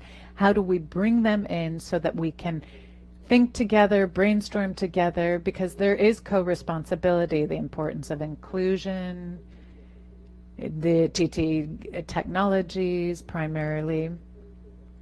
And I do think it's important here what Ecuador was saying about how to break down the different types of disabilities and how to provide assistance. So we could come up with protocols that are in sync with the needs of the specific population affected, because there are many differences in violence against a woman or a young girl, or domestic violence, or another type of situation, whether it's suicide, attempted suicide. So we have to distinguish between these and create targeted protocols, especially when we're creating in-house processes to make the work more efficient and effective. This idea of coordinating actions with specialists, this can be done with government agencies. There are some countries, like with their health secretariats, the Red Cross, and other civilian organizations that can ensure that there's expertise and assume some of the responsibility for this. I also think it's important to look at how all countries are working more toward targeted training, not being as general as when 911 systems were created, where it's active listening. Yes, there's active listening, but it's different if it's domestic violence, or if it's suicidal ideation, or if it's a child involved. How do we distinguish? I think that this is a major step that 911 systems are taking in these new continuing education and training programs and opportunities that are being created. Something important that we've been seeing because of the pandemic, unfortunately, we've seen some of our colleagues die because they've been infected. We had to emphasize support for all those who work with us, and this support goes even further in times of pandemic. At the type of assistance, we have to be very well aware of the human side, the emotional wearing this has, and also the secondary trauma. Just if you see an image or if you have to take a call that has an impact on you. So how are we going to provide support to all of those who work with us? And just a general question to put out there, not that I need you to answer it right now, but do you bring our collaborators? We have experience in many places where we have deaf, mute people who are able to identify risk and prevention. It's incredible what they can do. So we should start thinking that some countries with different programs, human rights programs, integration, acceptance, tolerance, could also bring into these programs personnel who are themselves disabled so that they themselves can help to provide assistance and respond to emergencies. So we need to look at training of how to bring this into our own emergency systems, technologically speaking.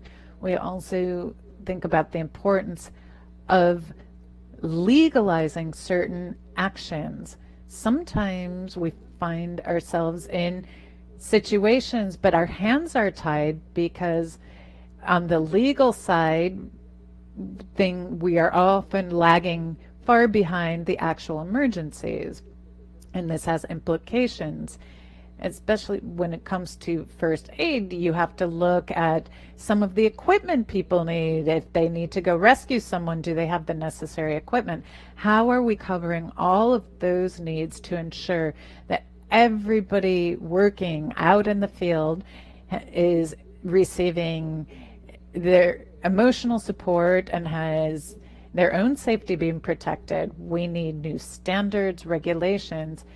The pandemic is going to lead to new standards, and we're already thinking about those. And these new standards are going to have to lead to new international certifications for, again, this support for emergency systems and services, integrating support from specialists, from civil society. How do we marshal all of the expertise in our societies so that we can provide a more timely and effective response? I think that's what the intent was behind this new guide that was created over the course of this past year. And thank you to all of you. Thank you to all of you for participating in our panel. And I will turn the floor back over to our chair.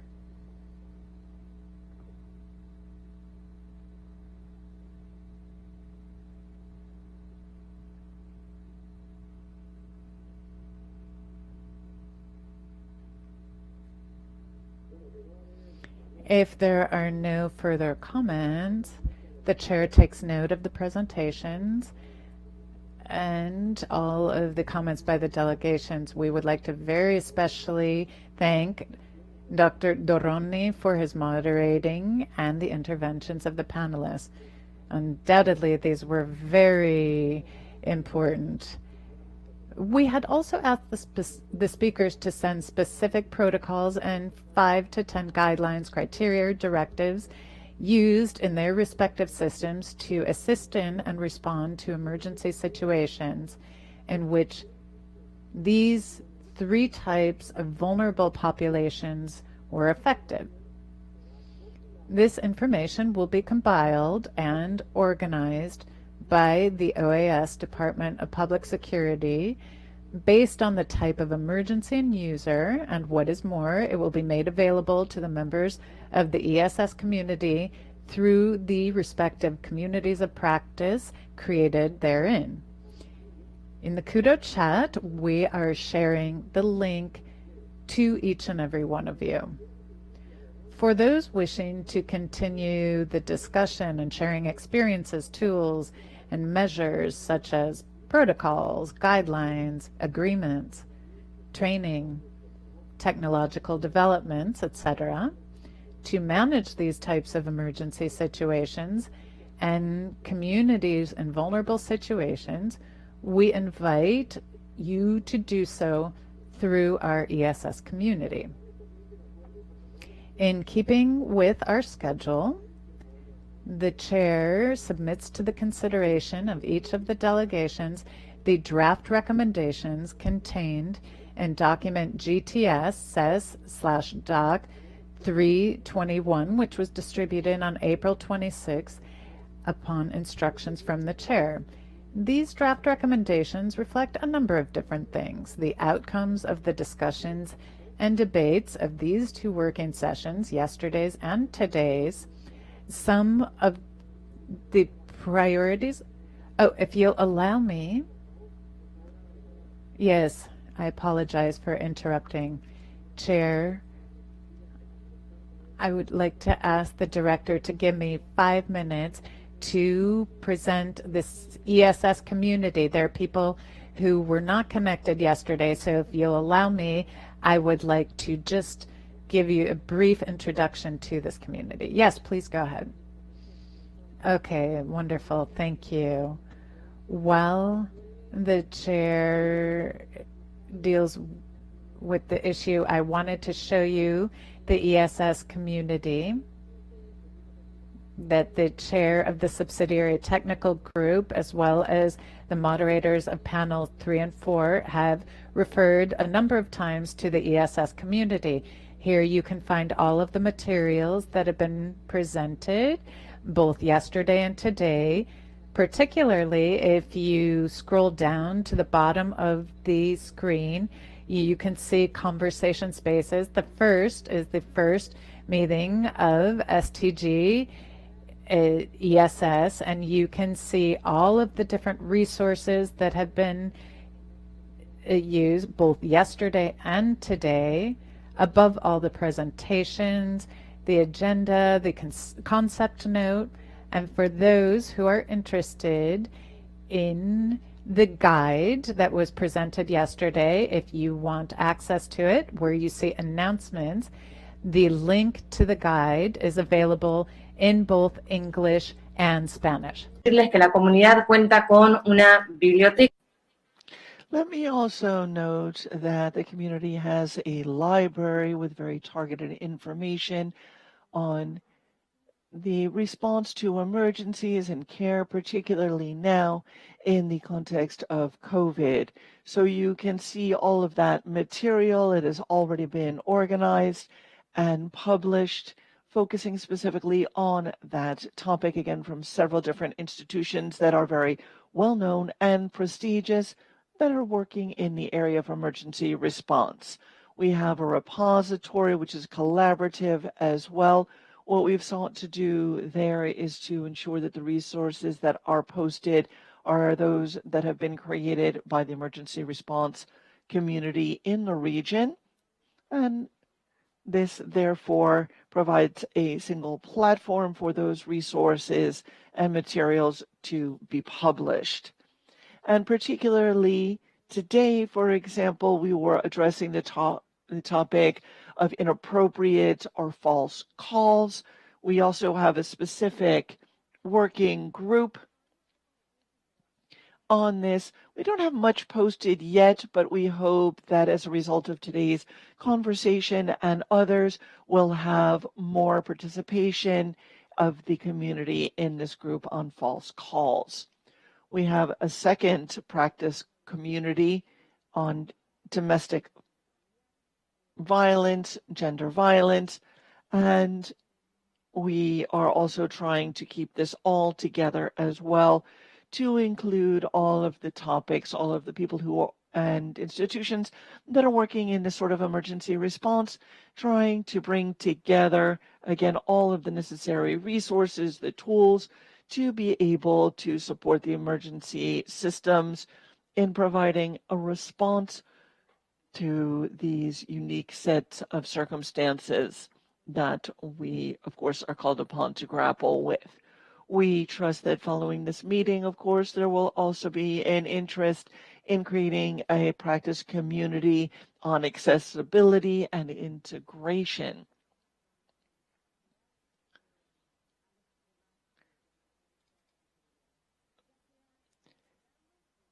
And this is, of course, as we've heard, not only in terms of how to provide care and service, but also to ensure that people are up to date in their response efforts.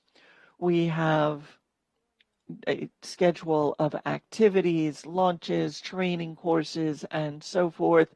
So please do follow that as well to stay up to date on our activities. Thank you very much for this opportunity. Again, I apologize for interrupting, but I did want to make sure that everyone was aware of the resources available. Thank you.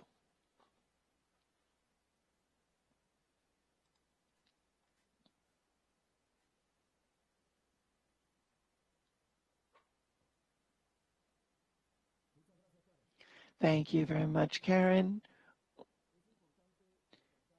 It is important to underscore that these draft recommendations reflect several things. The outcome of the conversations and discussions during these two working sessions, yesterday and today, and all of our panels, as well as some of the thematic priorities of the subsidiary technical working group, the working approach that we're seeking to adopt with a very strong emphasis on systematization, knowledge generation, and exchange of information, as well as coming steps to be taken as a group in the area of emergency care and response hemisphere-wide. I'd now like to open the floor to the delegations wishing to comment on the draft recommendations. Your comments are most welcome.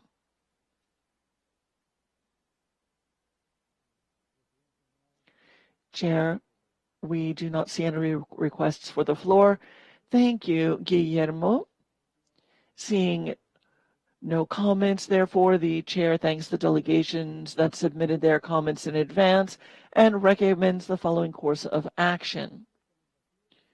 Submit the recommendations to the consideration of the Ministers of Public Security of the Americas for the process of MISPA 8.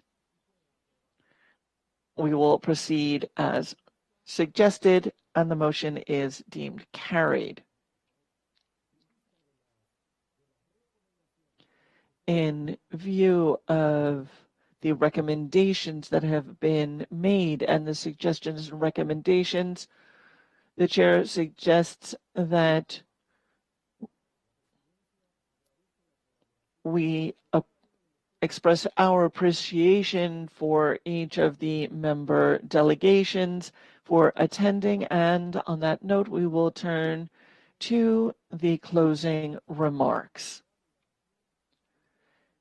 Dear colleagues, emergency and security systems in the region are facing new and complex challenges, some of which affect us to a greater or lesser extent. The current international context, with one of the most serious pandemics that has ever affected humanity, reminds us all of one of the essential ingredients in grappling with the common challenges, and that is renewed cooperation and collaboration. By engaging in coordination, technical assistance, horizontal and cross-cutting processes of exchange, learning, and knowledge generation, we can make progress. The quality and level of the remarks made during these two working sessions, the spaces generated by the ESS community, and the discussions of the subsidiary technical working group on emergency and security systems and the tools developed within it are clear signs of the capacity and the links that we can generate to face these challenges together and in a multilateral fashion. We are united not just by geography and historical ties, but also by shared values and priorities, as well as a strong will to face these new challenges together. I would like to take this opportunity to thank each of the delegations and participants for joining us at this first meeting of the Subsidiary Technical Working Group on Emergency and Security Systems. Let me now give the floor to the Director of the OAS Department of Public Security, my dear friend Guillermo Moncayo. Guillermo. Thank you, Chair. My dear Wilfredo. we have reached the end of these 2 days of reflection, exchange, and discussion on emergency and security systems in the Americas. I think we can say with great satisfaction, mission accomplished. We should be very proud of this first meeting of the working group at the regional level. The multilateral space remains open for exchange and learning, and we have strengthened a work process at the hemisphere level that will allow us to continue, articulate, and accompany emergency and similar systems, as well as contribute to helping them face problems and challenges based on the experience of each of them, as well as technical cooperation. In this regard, this first meeting embarks us on a promising path as we culminate this meeting with the fulfillment of the mandates assigned to us and the approval of recommendations that will guide our progress. We have strengthened the positioning of the issue of emergency and security systems on the hemisphere agenda in the OAS. In a short time, we will have established the virtual platform with over 130 members, 25 OAS member states, the Pan American Health Organization, the European Emergency Number Association, the National Number Association of the United States, NINA Mexico Latin America, Global Life Safety Alliance, and Mission Critical Partners. The participation and interest of the directors and high-level officials of these systems, experts and delegates from OAS member countries interested in and committed to strengthening national emergency systems in the Americas. We have successfully presented a series of recommendations for consideration by countries to further strengthen the emergency and security services of member states. And most importantly, we have a structure. We have the guide for the establishing and strengthening of national emergency and security systems of the member states of the Organization of American States, which the Department of Public Security of the OAS is committed to working on in conjunction with this subsidiary technical group to support the countries in the coordination and professional follow-up of this guide. We have also heard the proposals on steps to follow, as well as identified some possible lines of action, as well as specific needs expressed by the directors and representatives of the national emergency systems themselves. All of these valuable inputs will continue to be incorporated into a hemisphere-wide agenda to continue the work of this technical group. As you can see, it has been a very productive and rewarding set of sessions. I would especially like to acknowledge the directors and representatives of the national emergency systems from the different countries in the region, as well as the national and international aspects who have made the meeting possible. Thank you to the generosity with which you have shared your experiences and knowledge with us. We hope that you will continue to accompany us in this journey. A word of gratitude as well to the government of Ecuador for choosing the OAS and the Department of Public Security of the Secretariat for Multidimensional Security to position and develop this critically important topic at the hemispheric level. Wilfrido, also special thanks to you and Engineer Zapata and the entire ECU 911 team for your support in conducting the meeting and fulfilling our mandates, especially in the coordination and development of the guide. We would also like to thank the technical staff of the 911 emergency system of Costa Rica, that of Paraguay, the National Information Center of Mexico, and the National System of Emergency and Security Care 911 of the Dominican Republic for their support in writing several chapters of the guide, as well as for their support in writing these recommendations. I'd also like to thank the team of Public Safety Department as well as the entire team at NINA. I'd also particularly like to recognize Karen Bosevich. Since we started addressing this topic, she has been a fundamental pillar of cooperation.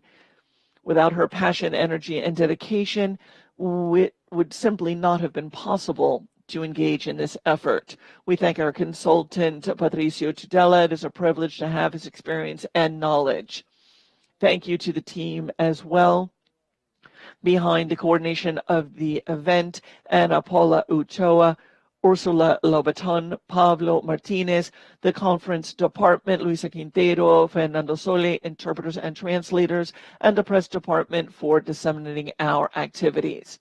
I have no doubt that we will continue to work together on this topic based on the experience, professionalism, and commitment that everyone has shown in terms of receiving and attending to emergencies.